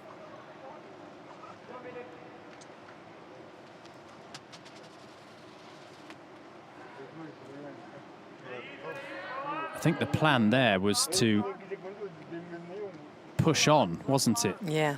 Even with the blue ball being first, to push that other red of Portugal closer, but it's not quite succeeded, not quite enough power on the shot. It still looks like that other blue is closer after the red. So only a point for Portugal at this stage. They still have one more ball to make it 2 points or more.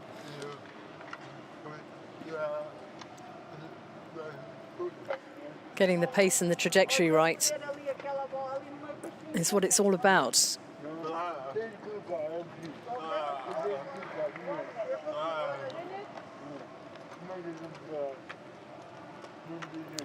So she set the jack, played the first ball. What's she got here?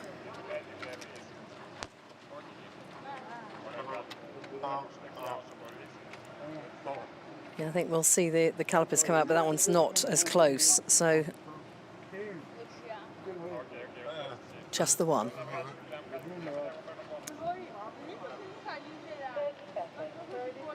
Time getting away from Portugal. What can Ramos do with this last ball? Oh, it's got more on it this time.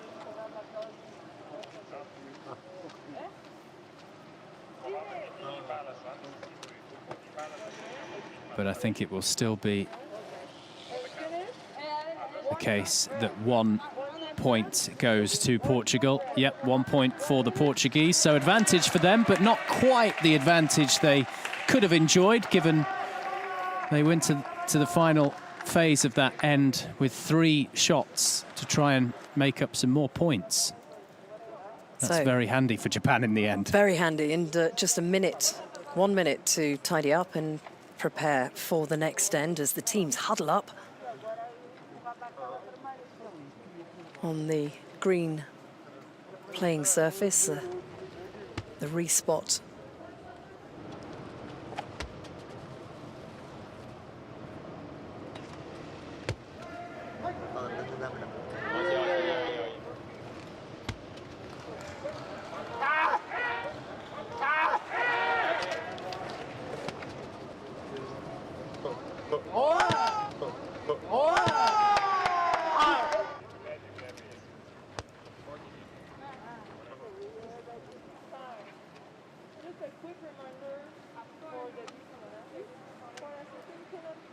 We've got the referee, Marie Herbert, just reminding the teams that the assistants are not allowed into the para-athletes playing boxes. Well, not allowed at all times. Obviously, there are times where they are required. And the referee just getting the support of a Japanese speaker by the looks of it, I think. One of the other officials who can assist with conveying the message to the home nation. I think also making sure that they are in their correct position in the throwing box as well.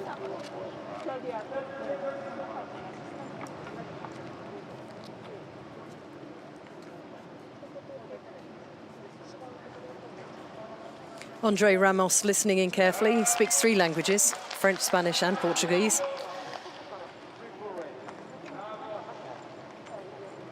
He can pick up on what some of his opponents are saying then. Very useful.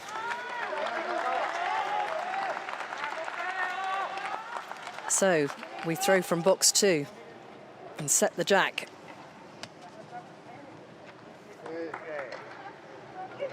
Shorter this time, nowhere near as deep as the first end.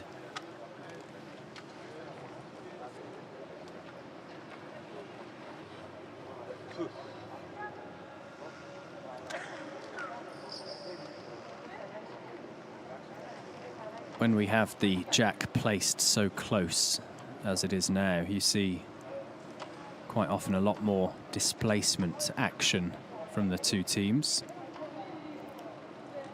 We all love a smash.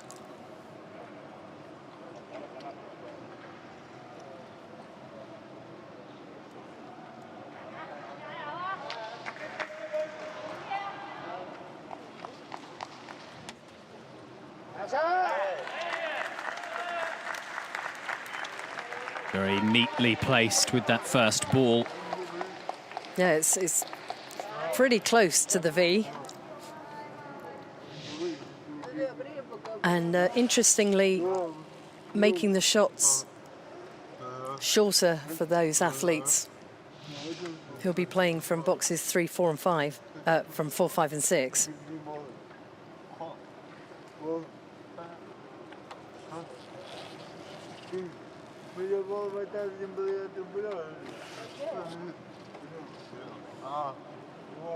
Is it going to be Ramos who goes first, or perhaps Valenti?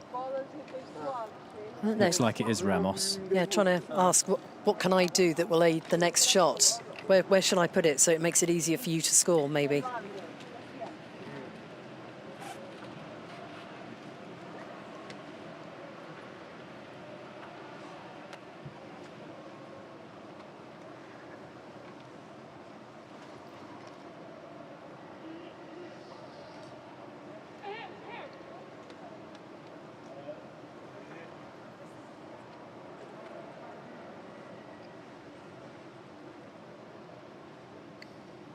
Concentration on the face of Ramos. Oh. So pushes the jack off the blue ball, opens it up, moves it a little away from the V line. Nicely done.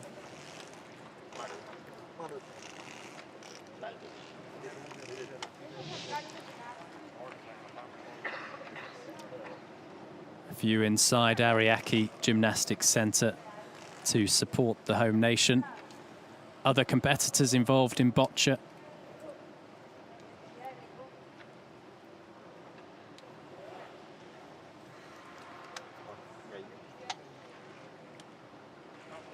What will Nakamura Takumi offer in response? Only the second Japanese ball of this second end. I wonder how many times they've rehearsed and practiced this particular set of throws as a team.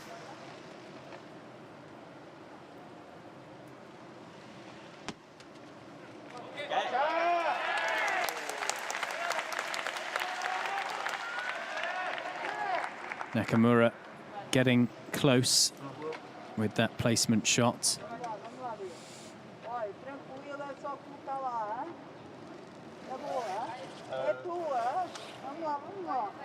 All change with Portugal now back in position to offer up their second play.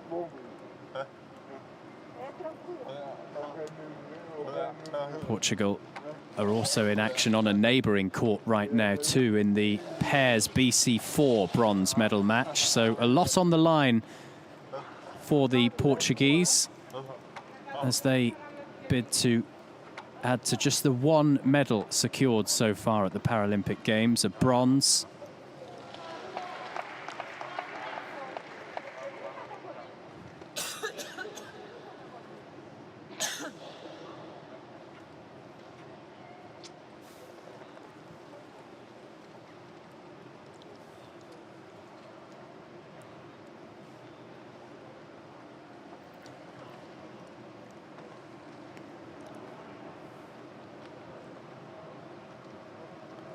Valenti.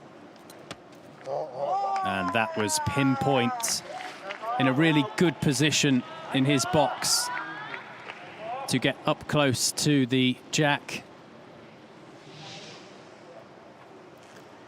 It's made things interesting.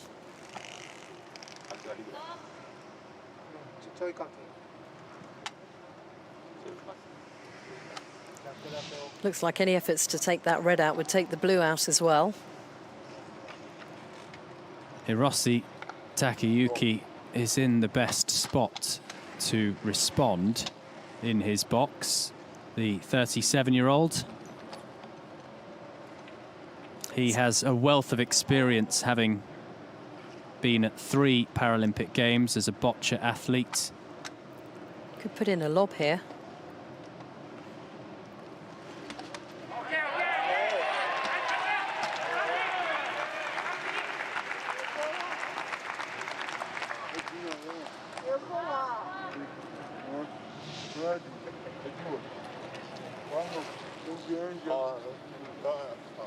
So that ball that has just been played is still in court. It's not a dead ball. Could come into play if that jack moves any further.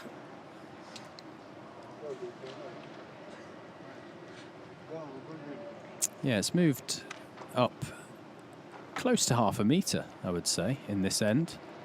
So not impossible for it to travel further. Especially if the jack gets moved from this shot from Cristina Gonçalves. She comes in from the right-hand side as we're watching.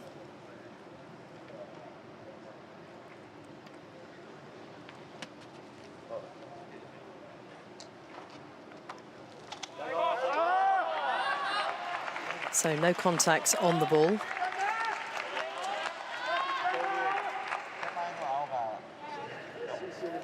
Changed with every ball thrown.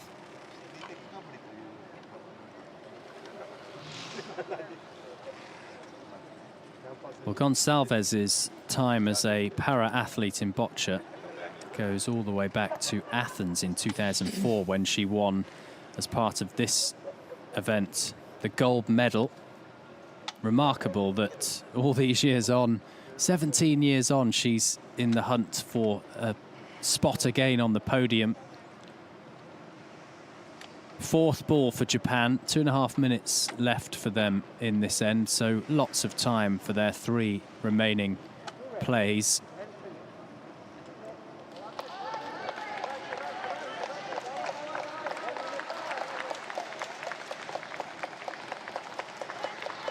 Nakamura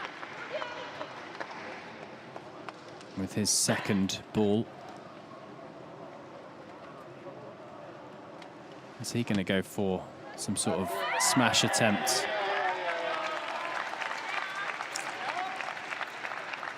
So if that jack moves on, that blue ball is in quite a handy position. Yeah, it's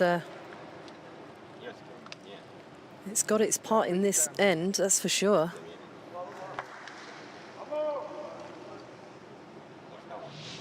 And it could all come down to the last ball. But Japan still in play.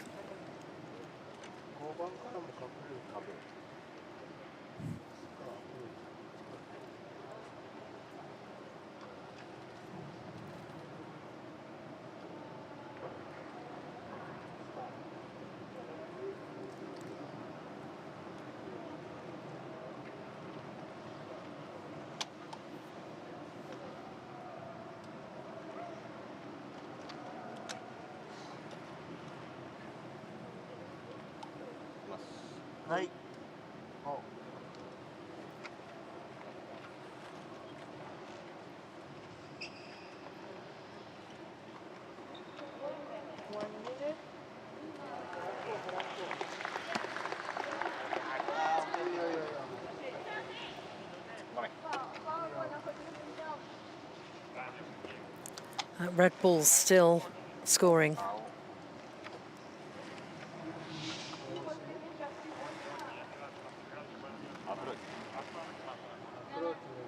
Yeah, didn't quite take it out as intended.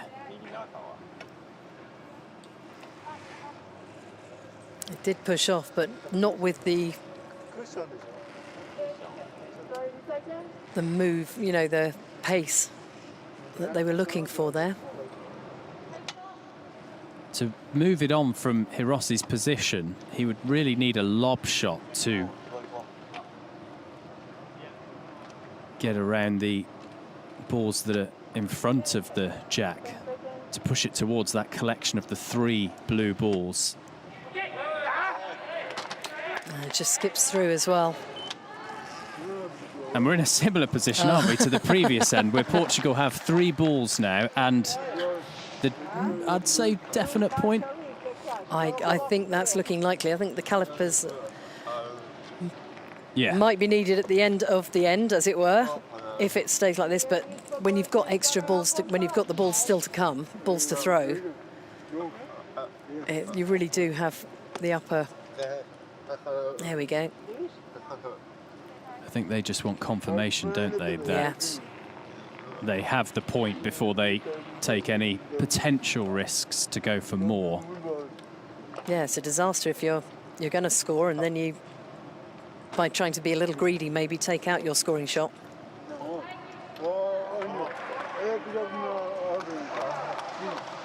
So the blue is deemed to be closest, so they are going to have to do something to change that, which of course they will, given they have 3 balls. But can Portugal seize the opportunity they failed to in the first end? There's one.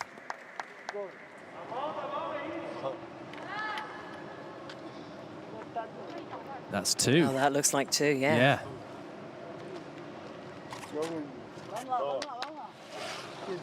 Well, this is a really good position again to be in. They have 2 more balls left, 2 points to go 3-0 up. Can they make it 5-0? Still early days because we've got 4 more ends to come, but a 5-0 cushion would be well taken by the Europeans. You mentioned Gonzalo's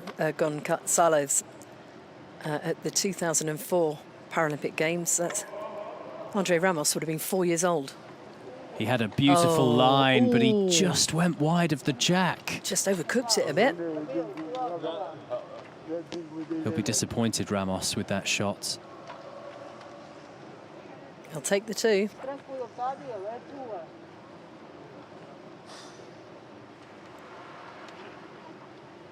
Here we go.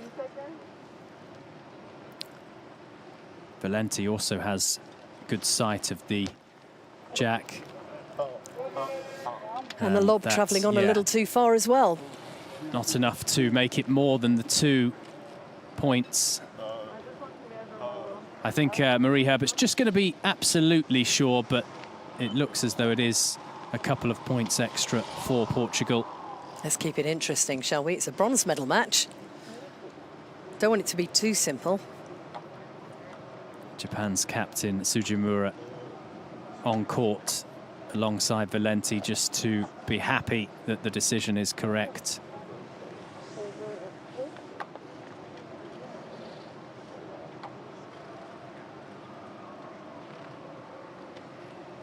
Already plenty of use of the caliper in this team BC1 and BC2 bronze medal match.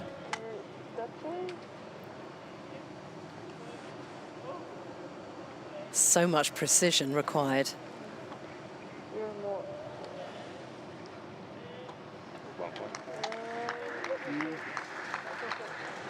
The clapping you can hear is from one of the other courts where Portugal are also playing.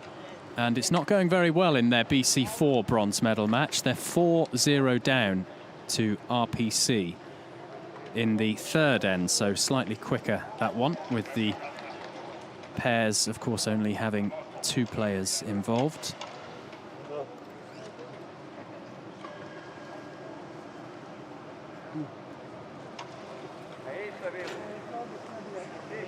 It seems it's closer than anticipated, and we're going to get a second opinion from one of the other officials, I think. I think that is exactly what's being called. And we have extra pairs of eyes coming onto the court.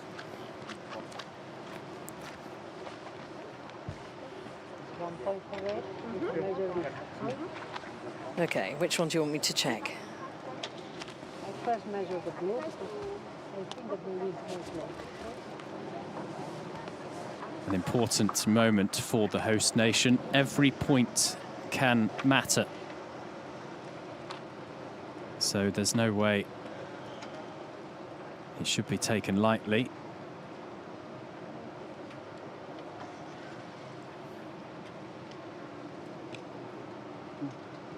No. 1 point. 1 point. 1 point, wow. Gosh. Or is that just that one? Okay, I okay. thought that the head referee was referring to the final tally. 1 point. 1 red. 1 red. Just checked one more time. So that blue. ¿Quieres que viene primero la roja y luego la contraria? It's just going to show how close it is to Valente.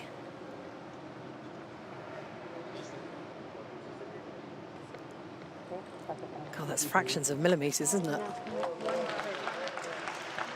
Can just be a bit of stitching or some of the leather sticking out. Yeah, just the shape of the way that the ball has stopped. Gosh, and we were talking about a possible 3-point end there for Portugal. Once more, they have to be content with the 1 point advantage. So that could be a big moment for Japan. Tiny margins in Boccia. 1-0 in each end, 4 to go. It could have been much greater, that advantage for the Europeans. So back to the throwing box.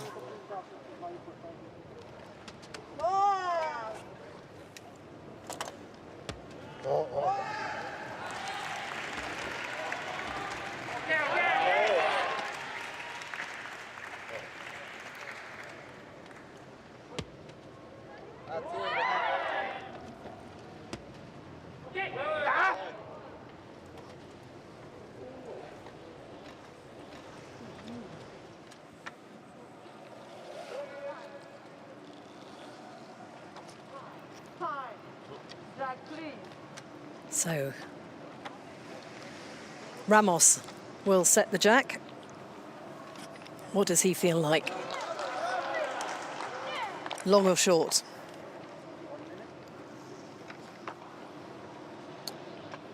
I don't think he'll go too short.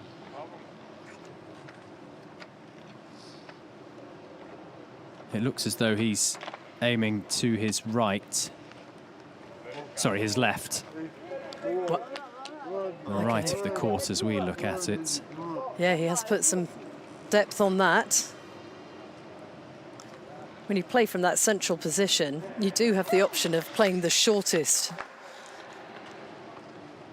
and setting that jack really close.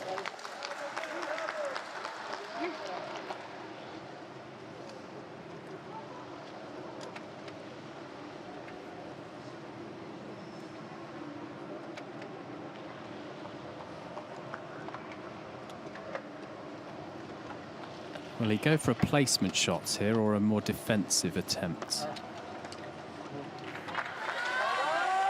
Shook his head. I don't think he was entirely satisfied with that attempt first up. We'll see. Will the jack stay where it is?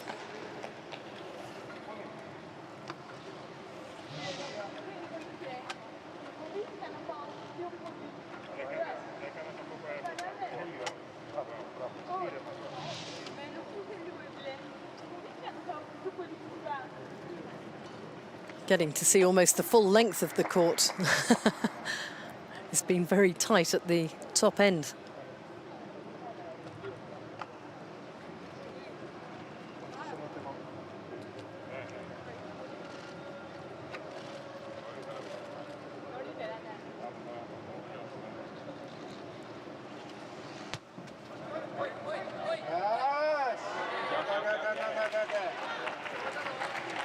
Oh, he likes that. Can't disguise that smile.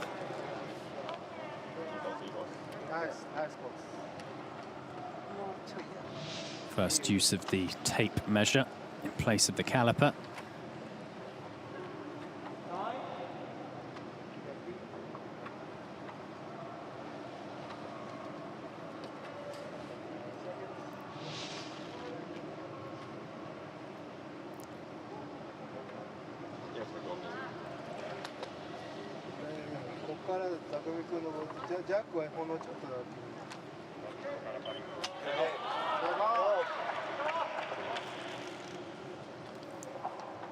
So, Japan still slightly further away than Portugal. Second blue ball for them to be played in. This time from Sujimura.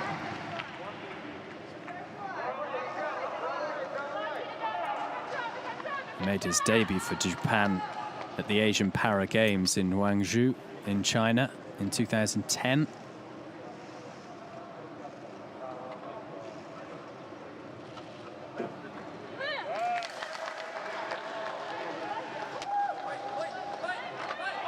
Oh, that is good. Pace, trajectory, bang on.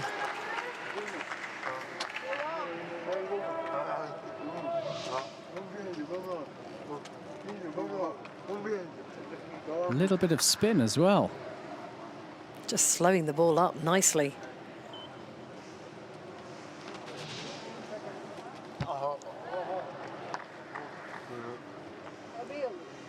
Very quickly, however. Sujimura's close position alongside the jack is altered. And the official was checking first to see if that red ball It's a was dead out, ball. which it is. Yeah, it's a dead ball. We do have the extra additions of pandemic infection control, so the hand sanitizer has to come out first. Just another bit of kit to go in the pockets of the boccia umpires. It's not as though they have enough to carry around. Do with a bag, really.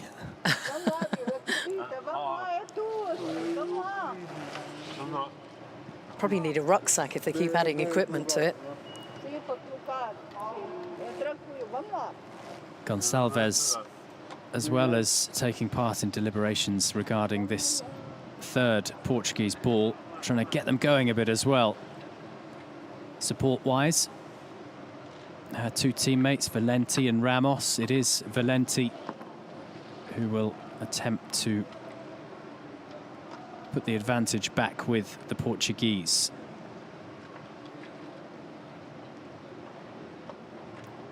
Is he going to clear out the blue?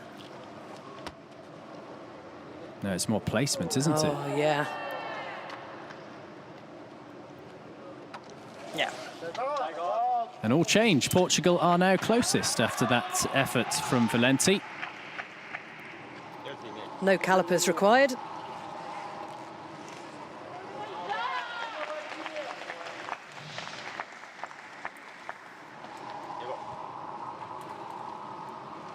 Sujimura, keen to be sure.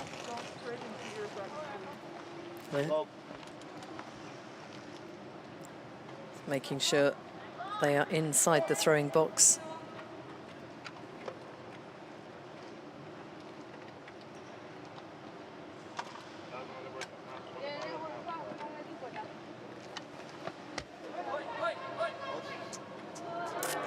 It just pulled a bit, didn't it? It kind of hooked in.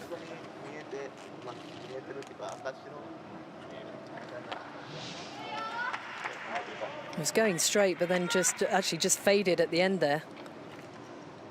Rossi with the best line out of the three Japanese as well, so a disappointing effort. He'll go again though, with ball 4. Quite conscious not to try and disrupt his own balls.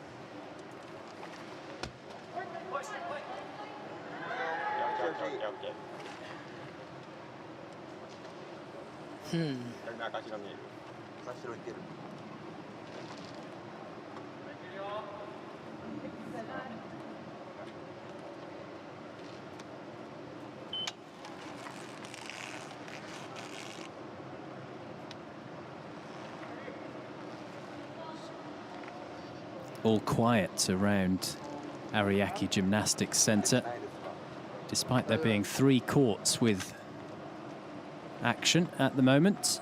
Portugal have mounted a slight comeback in their other final, in the BC4 pairs match. Now only 4-1 to RPC.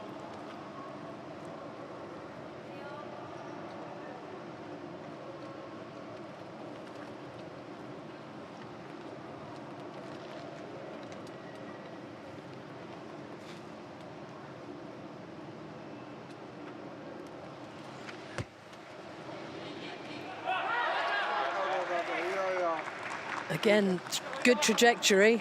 The line was right. Perhaps not quite enough pace to disrupt that red ball.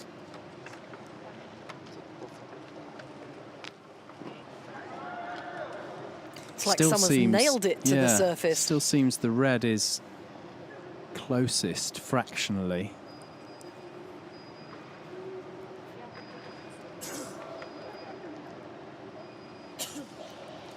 The caliper required.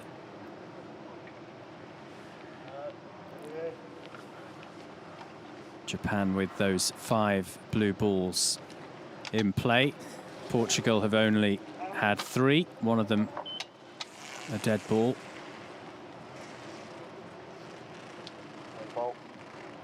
And it will be a final blue ball of the host nation. And I feel like we've been here before, Yeah. twice actually, in this bronze medal match.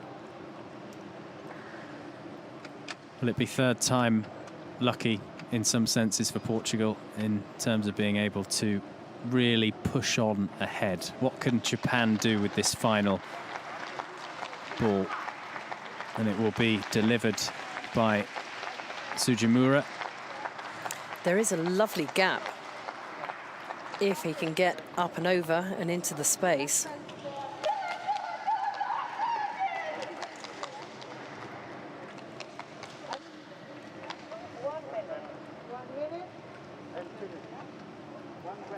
Taking his time.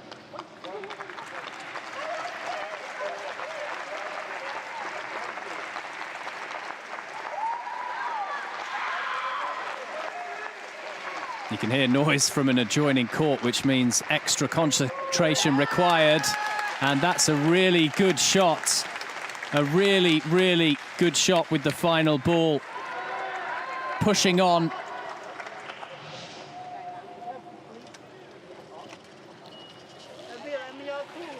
That's made things dangerous for Portugal. There is still a way into the jack. Can, of course, look to roll up on top, roll on top of it and score on top that way, but there'd have to be another supporting ball underneath for Portugal. Hard to be that accurate, though, when the jack is so deep in the court. It's always the danger. You're just going to nudge your opponents closer.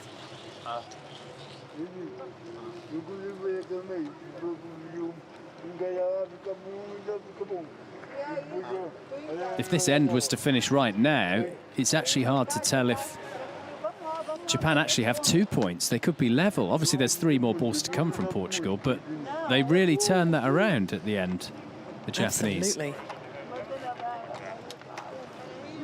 That's why you can't judge an end on the first couple of balls that have been thrown.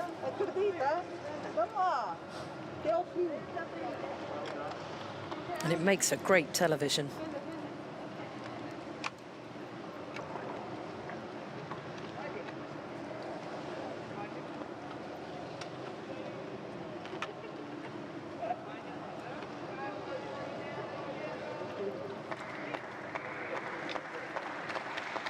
Valenti.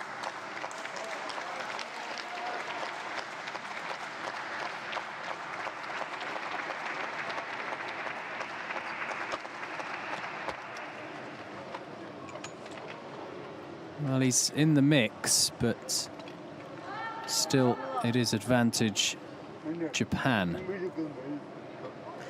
But have you seen that lovely wall that's been created there that you could use to put the brakes on? And it gives a nice cushion for another ball to perhaps nuzzle up to the jack. All cosy-like. Well, a smash on those two blues would push the jack potentially right up to a couple of reds. The risk being that the blues stay with the jack as you do that. So lots to think about here. And the time... It's not the best angle for... fast diminishing. Gonsalves. Oh, lovely lob there, but no, not enough length. Plenty of height.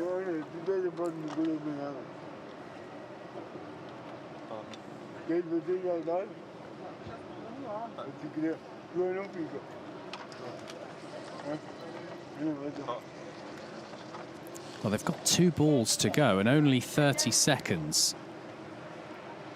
So Portugal need to be quick here. No Ramos. pressure.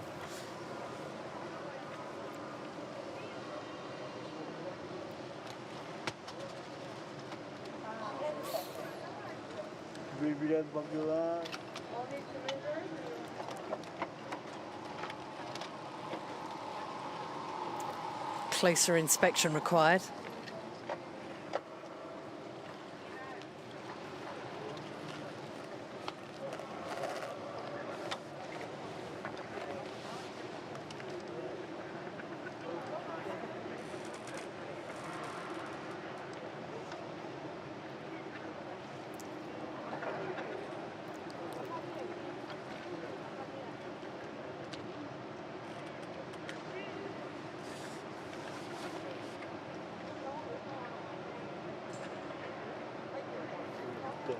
Such fine margins.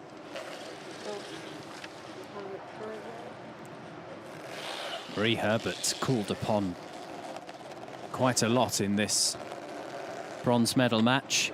Well, the red's definitely closer than that blue. So it's 1 blue at the moment.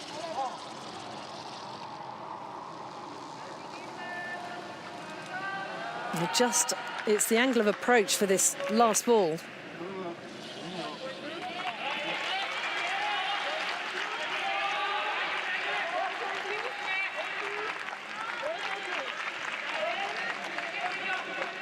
Well, there we go. That is it. 1 point, 1 blue. So very close now, 2-1. Portugal still in charge, but only by 1 point now.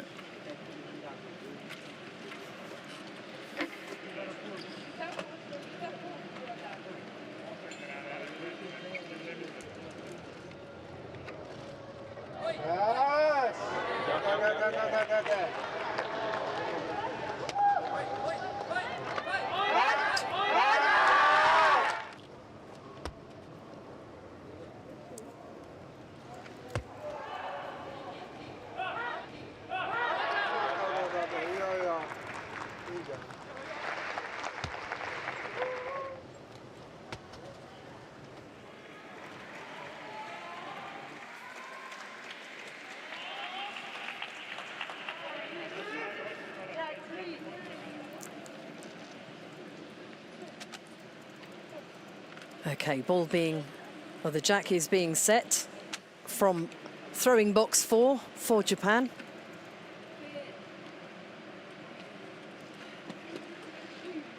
What's the strategy for this one?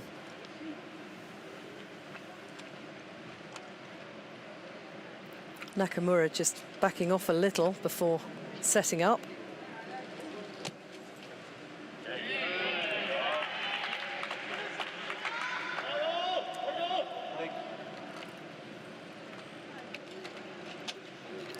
So backing up a little more in his throwing box to try and be able to put a weighty shot in without overthrowing.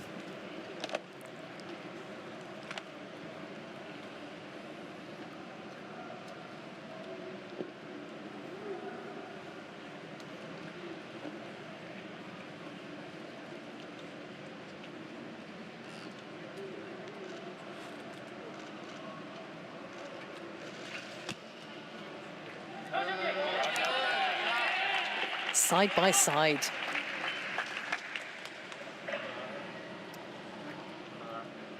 So only one of the Portuguese with a good line. But if that's the player that will take the shot, Valenti, that obviously is one of his shots from that very useful position at times. It always looks so vulnerable, the first ball, doesn't it?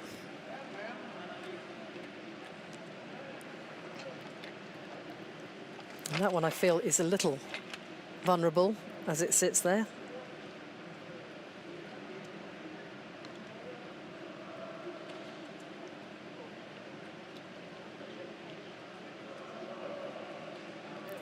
I think there's a placement shot coming up here from Valenti, because there is room to get close up to the jack.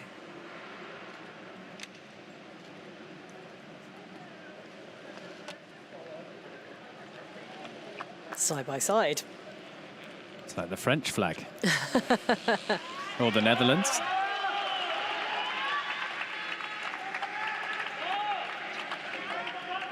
Well, Paris is coming up in 3 years' time.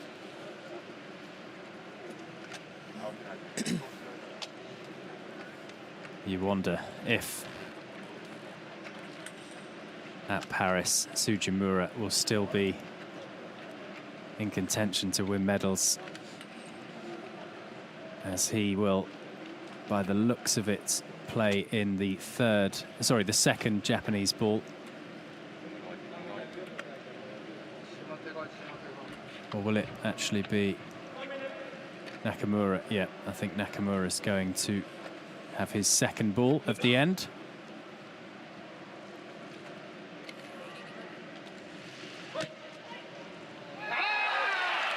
Perfectly executed the placement shot. Well, he set the jack and thereby setting the tone for this end, and has played his two balls precisely where he wants them to be.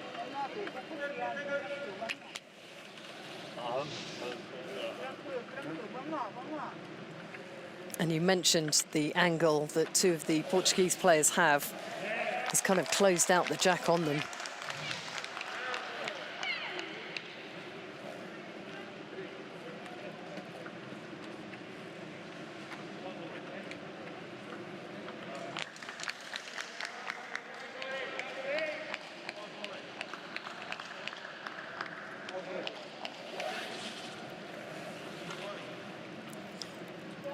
Would you feel it's right to say that he's forced Valenti to play next?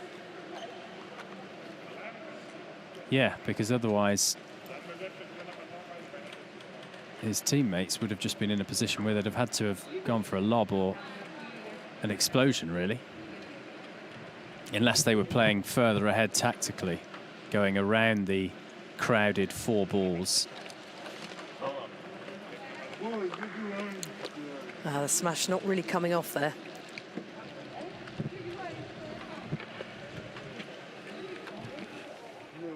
Definitely one.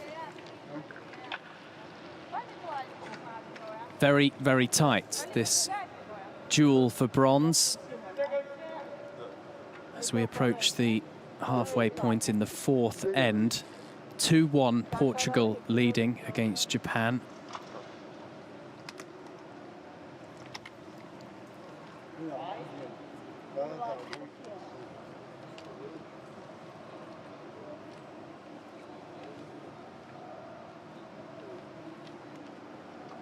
Ramos now for the European nation.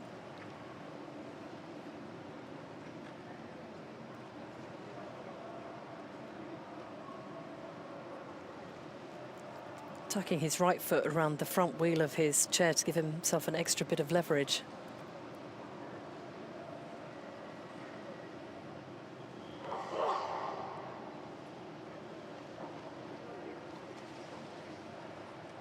Oh, he likes that. He's very pleased that that was a great shot.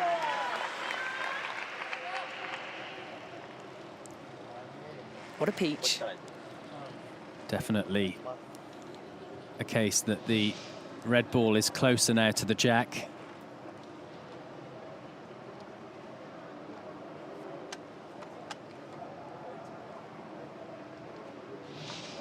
Yeah, and pushing off the other red ball to just navigate it onto the jack.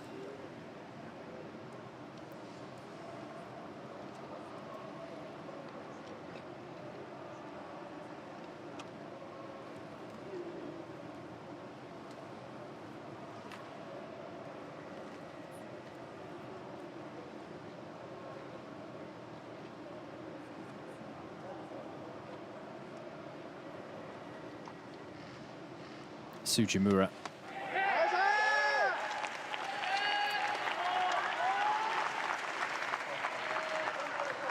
Giving Japan the advantage again. Trading places once more, these two, these fine margins.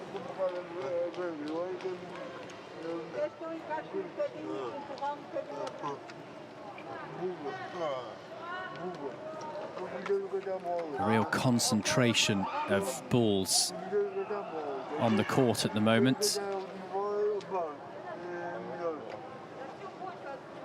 You definitely need a caliper to determine which was the second closest ball. Definitely. I don't think that's made it much easier. Still blue closer.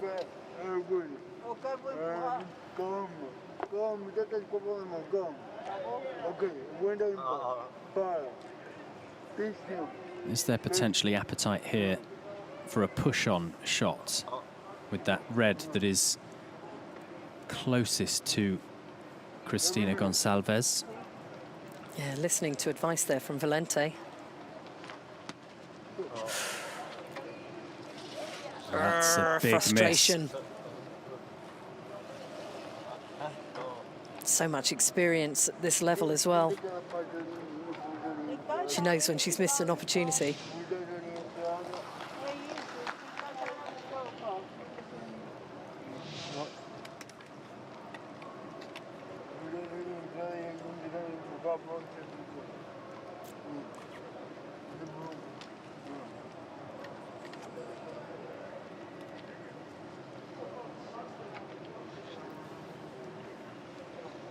So there are already 5 red balls on the court. This is the 6th. And final ball for Portugal.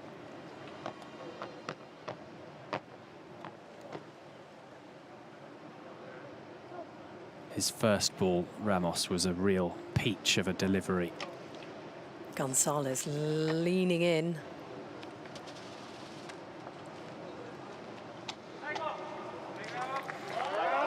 I think, if anything, that's actually made the contact between Jack and blue ball even firmer. But the thing, of course, Japan will be thinking about now is these extra points. What can they do without compromising that blue ball right by the jack to force away some of the red balls, or get another blue ball at least next closest to score an extra point and take the lead for the first time in this medal match.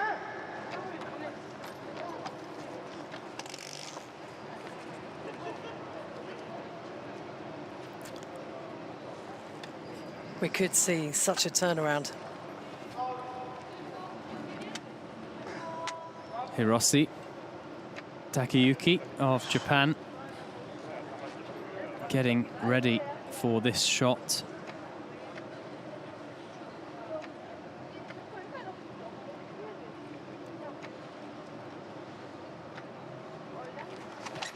Oh, that's really well done. Taking out 2 reds at the same time. Well, that definitely looks like 2. We have 2 on the paddle. He couldn't have done that any better. Might it be then that Japan will seize the advantage that Portugal really failed to in the previous 3 ends, particularly ends 1 and 2? And they knew it, and they knew it in the early part of this end as well, that there was an opportunity gone begging.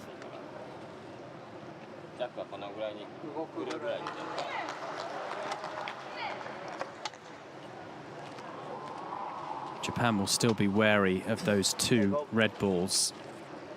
They've got plenty of time still as well with this throw.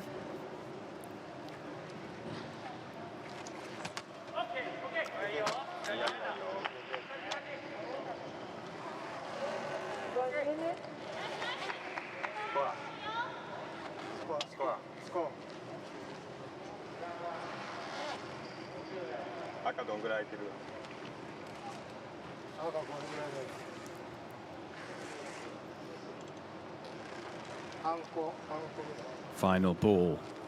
Now, roll up and over here could be useful. Might they even consider not playing their final ball just to be sure of the advantage, or will their captain Tsujimura go for it? It looks like he is going to go for it. I think he fancies his chances with a roll. If he rolls up and over and lands on this side of the jack.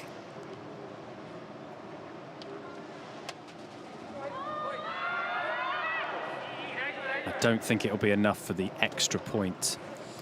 2 will take them in front.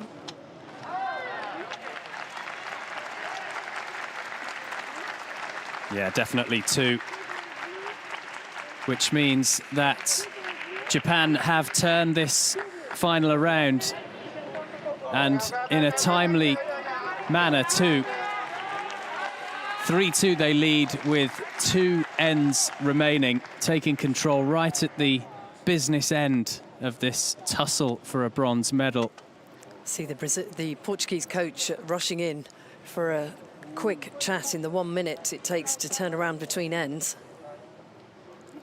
Teams all in a huddle.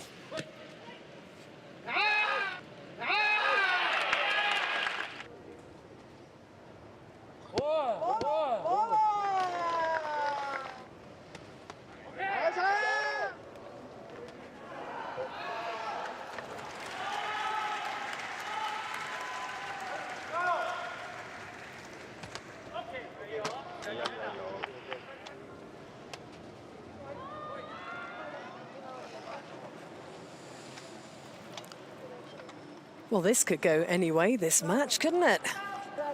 Yeah, it's been a fascinatingly tactical and tense bronze medal match in Team BC1 and BC2. One of 3 courts busy at the moment, all with bronze medals on the line at Ariake Gymnastics Centre. Valenti with the first ball after this delivery of the jack, which is deep again. Yes. Cross court from him. Yeah, set it right over on the left, maybe to aid his teammates. If you're playing the individual game, clearly you're setting the jack for your preferred shots. Got to think of other people in a team game.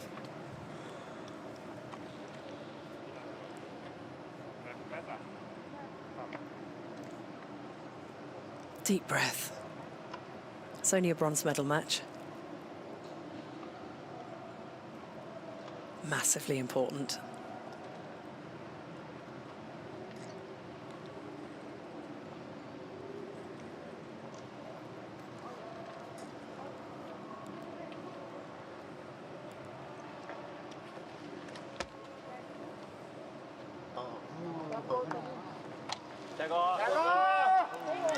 I don't think he liked that. Not quite as strong defensively as he would have wanted the ball to land. It's probably gone a bit too far to the right as we looked at it there, which gives good sight to 2 of the Japanese, including in the center, Nakamura.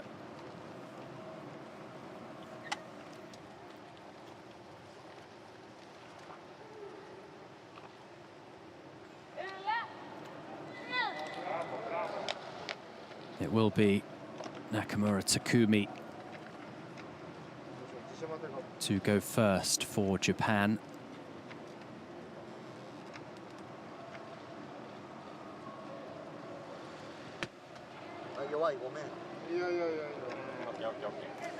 It's a long way down the court. But the balls that are thrown shorter do make it difficult for those throwing balls later in the end. Hiroshi Takayuki looks set to go next.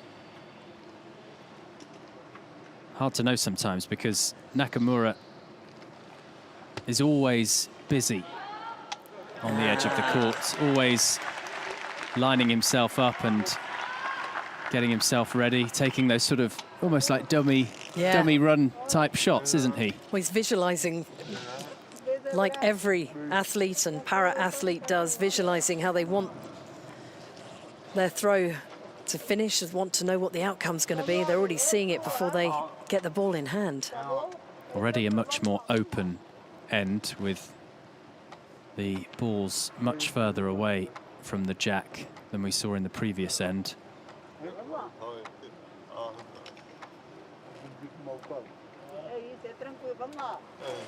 There you go, just checking that he is well inside his throwing box.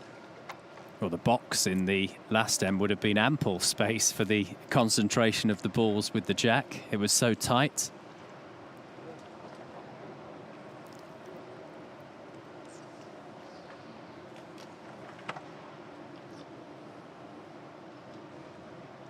Looks a little bit worried.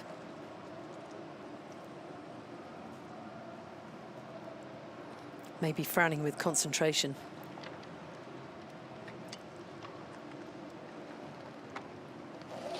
He's just not comfortable. He needs to get his position right before he throws. He genuinely wasn't happy with his positioning there. I think he wants to be as far over to the left as we see it right now, his right, because that gives him the best line towards the jack. He has got a line though, but I think he just wants it perfect. Given that he'll throw with his left hand. Yeah, and if you've only got 2 throws, you want to have the best delivery possible.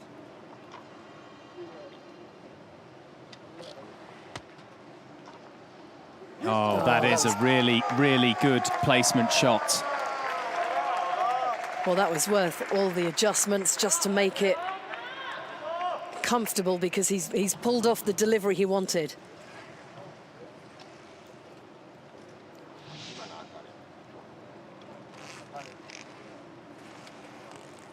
Little bit of backspin on it as well to slow it up. Pace, but slowing. And the 2 red balls are really well positioned in terms of blocking sight for the Japanese.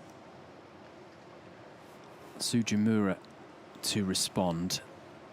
3rd blue ball from Japan.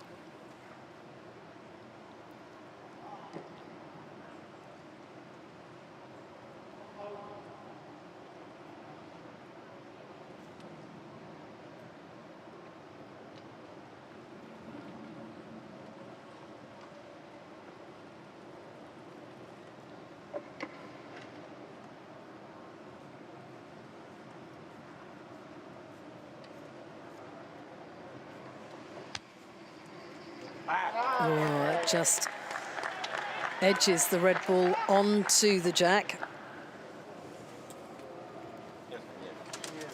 Not quite the firm enough contact that he would have wanted there.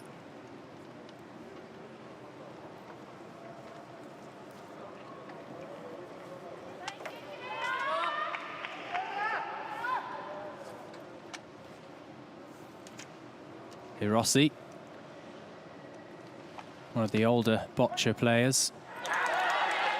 Well, that was beautifully played. Matching Valenti from that right position.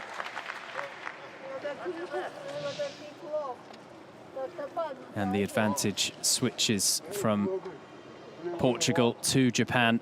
The Portuguese are back in position in the players' boxes.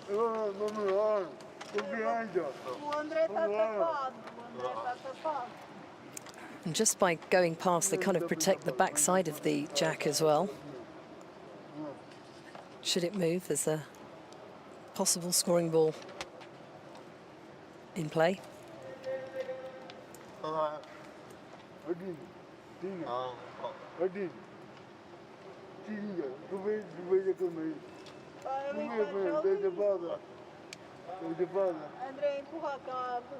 The blue ball of Japan remains closest.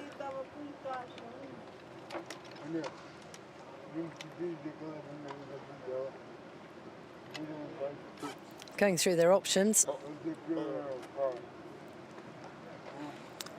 Ramos to play next.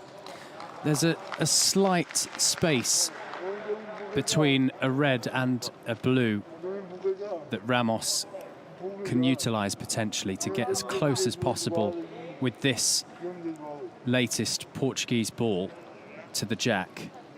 He could actually get right up to it. It would take an incredibly accurate shot, and obviously the jack's deep in the court, so it would be pretty special, but it is a possibility from where he is in the middle in the players' boxes.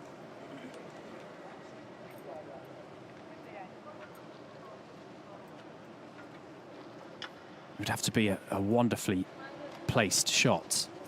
Oh, that looks pretty good.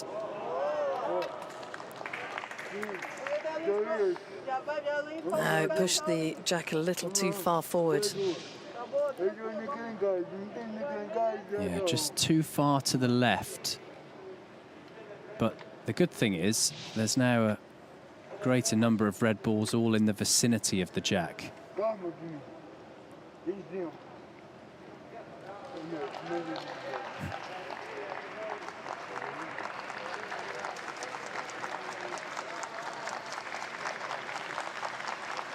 Ah, there we go. Very good from Gonçalves.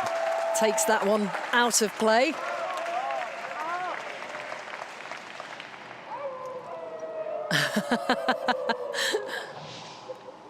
That's her victory call.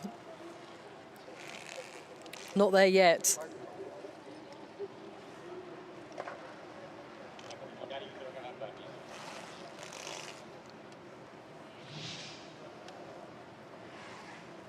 Literally a howl of delight. Yeah, it's just taking a few moments to assess the situation.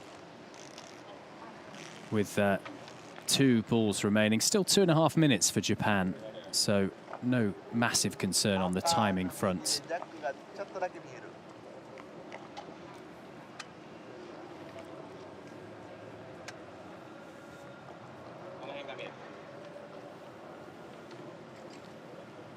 But it is only 1 point to Portugal as it stands. Has he got line of sight of the jack? It's almost, but not quite really, isn't it?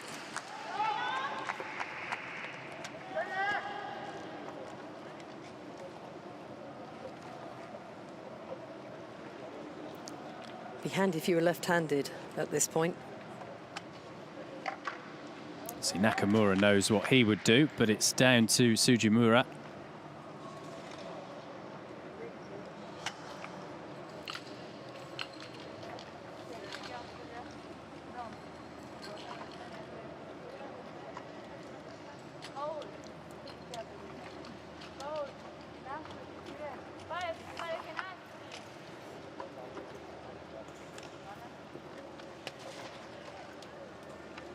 Oh, little pacey. Still the red of Portugal closest. It's funny how things can change so quickly because it looks so open, but once again we're in a position where almost all of the balls are in a tiny area around the jack. Yeah, just looking to push on there.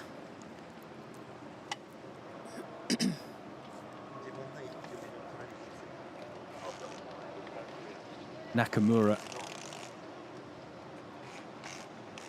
has pressure really on his shoulders because this is a very important moment heading into the final end after these last couple of shots. He's gone right back to the back end of the throwing box.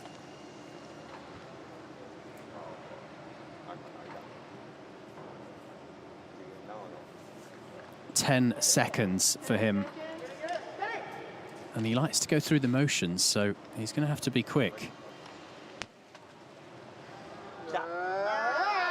Oh. And that will not be enough to stop at least 1 point for Portugal. So unless something unspectacular from their perspective happens with this final shot, it will be level, bang on, going into the final end. But what can Portugal do to ensure that they take the lead once more, as they have had for most of this clash for bronze?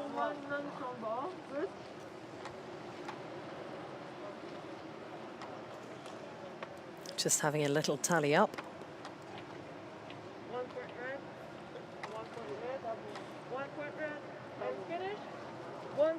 Right, so all done and dusted, no final ball. So Portugal get 1 point, which means it's level again, 3-all. And we are on a knife edge as Portugal aim to double their medals tally at the Paralympic Games.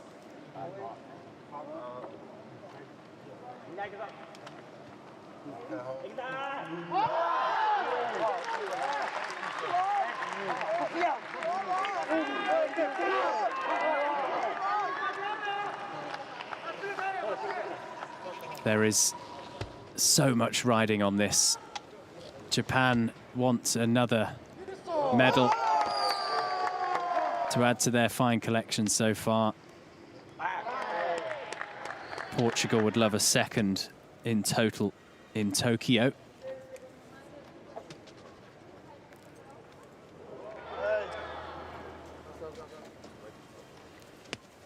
And we will see the final end in a moment.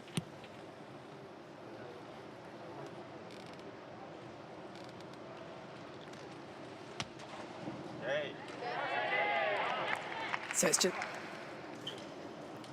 And we have the start of the final end with Nakamura and Hirose just sharing some thoughts on tactics, and it's Hirose who has first ball after placing the jack, this time closer to him and on the right of the court from his perspective. He's set that beautifully in his preferred position. Quick turnaround between ends. They is. just want to get through this, don't they? It is, it's just a minute. Literally just a minute. You can see when the coaches come on and they huddle up. Fractions of seconds to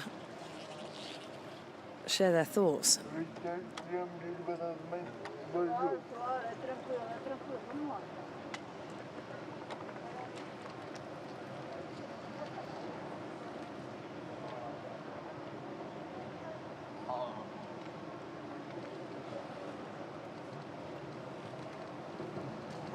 Valenti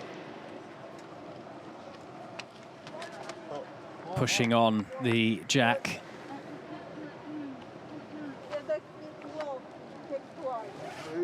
Portugal still furthest away.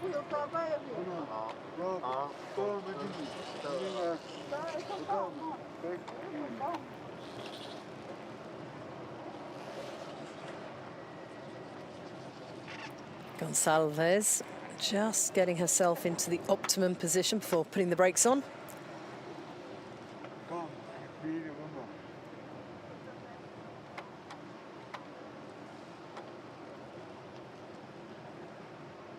Furthest away, it arguably does make sense for her to go now while she has such a good line to the jack. Oh, especially yes. when you're going to play a ball like that. And the cry of the lobo, the wolf, is here again inside Ariake Gymnastics Centre. All eyes inside the Gymnastics Centre right now on court number 4, because the other 2 bronze medal matches have concluded.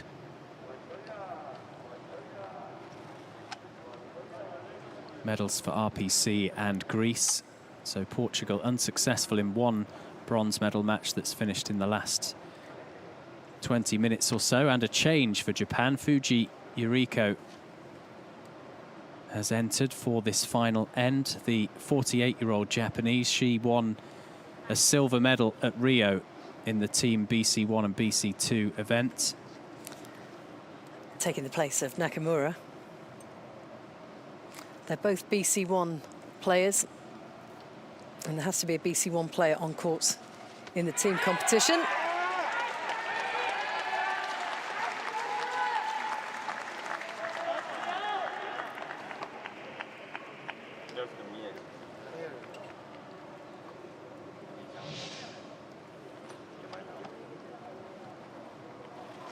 Well, that was precision throwing. Just opening up the jack.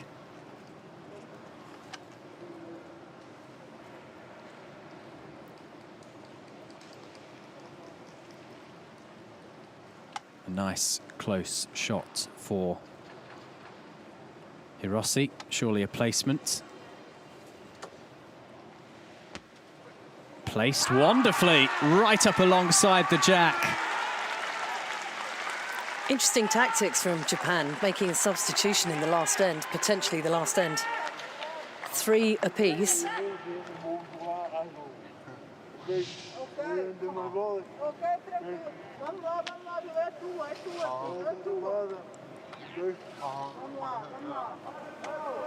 His own howl of delight.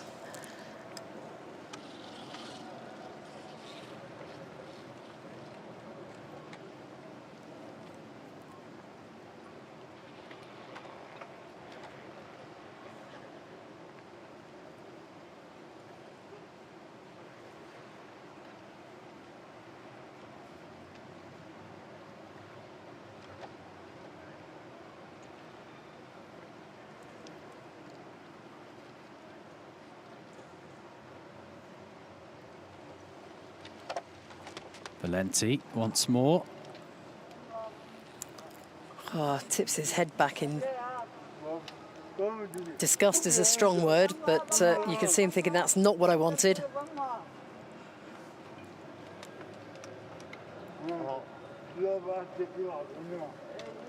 Fourth ball of the end.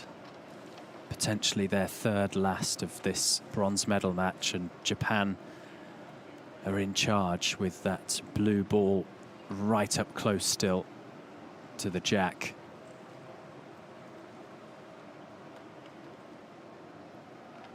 Andre Ramos.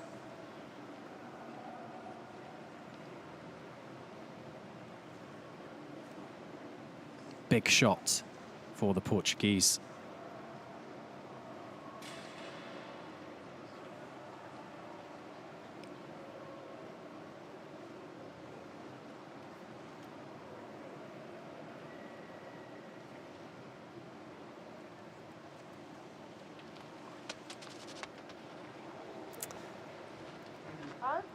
Yeah, set solid, aren't they? Yeah, I think. Dead ball.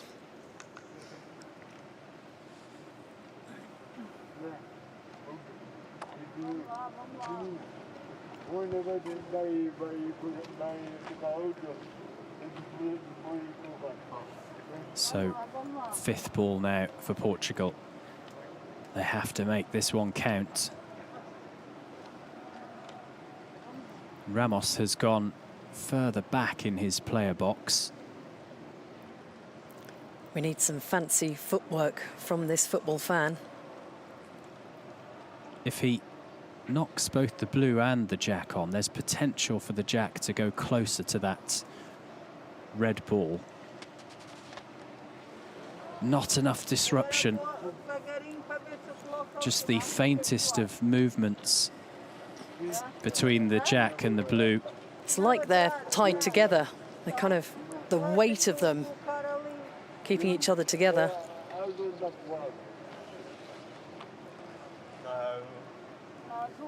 A crucial final ball. The bronze medal could hinge on this. Indeed. Portugal having been in such a dominant position early on, certainly in the first 3 ends, are now attempting to stay in the hunt for the bronze medal. Very much advantage Japan, given they've only had 3 balls. What can the veteran Cristina Gonçalves do to salvage this position?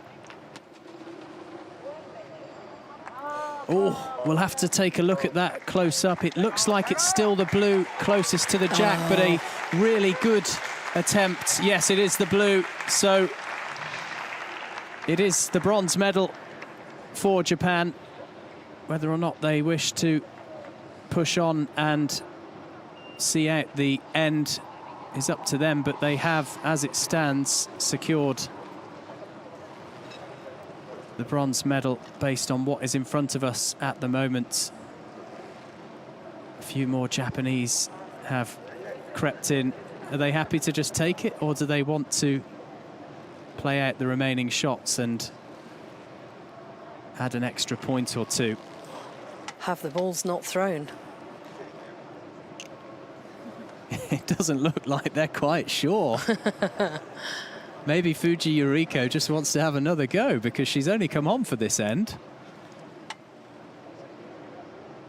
The Japanese crowd just want to start celebrating You can a see bronze that. medal. Yeah. Can we clap yet? No, it looks like they're going to have to wait. Don't do anything silly.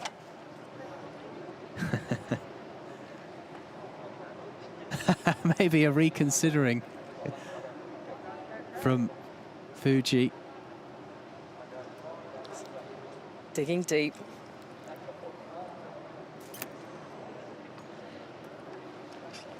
Please let us clap. We want to clap. Okay. Bags of time too for these 3 balls. She looks a Fuji little Yuriko. overwhelmed.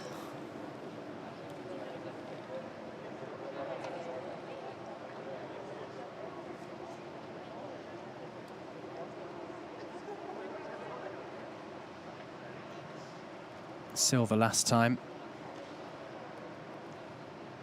for her and Japan. And as she clearly is emotional, the Oh, the ball tears. is played in. The tears just rolling gently down her cheek.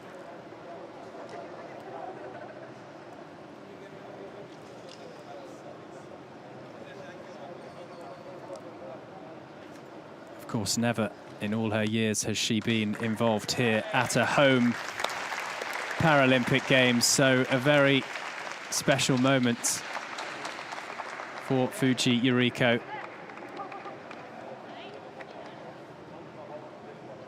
And after those 2 safe shots, a final one for the blue of Japan, in this instance from Tsujimura, who gets into the middle himself. Precision. Spectacular. A game within a game from the host nation, who do claim the bronze medal. And another medal to their haul overall at the Paralympic Games. Coming from behind to see off the valiant efforts of Portugal. Portugal, who didn't make their dominance count in the opening 2 ends. They're left disappointed in 4th. Great joy for Japan, who take the bronze. Well, that was just a lovely way to finish that match. All the way down to the 6th end. 1 point deciding it in the end, and a cameo almost from Fuji Yuriko, playing in her home nation, on home soil, and having to take some time to compose herself before she could actually make the throw, because it was almost too much. Fantastic stuff. So Japan take another medal. They take a bronze here at Ariake Gymnastics Center.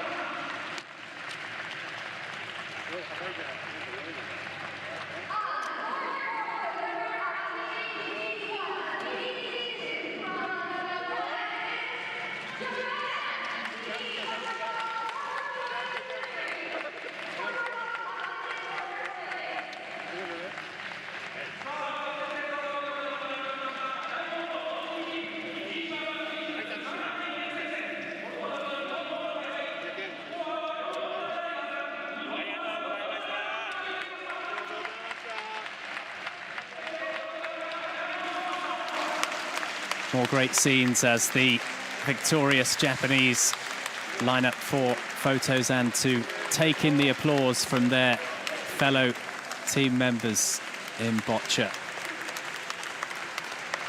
A bronze medal in the Team BC1 and BC2 finals.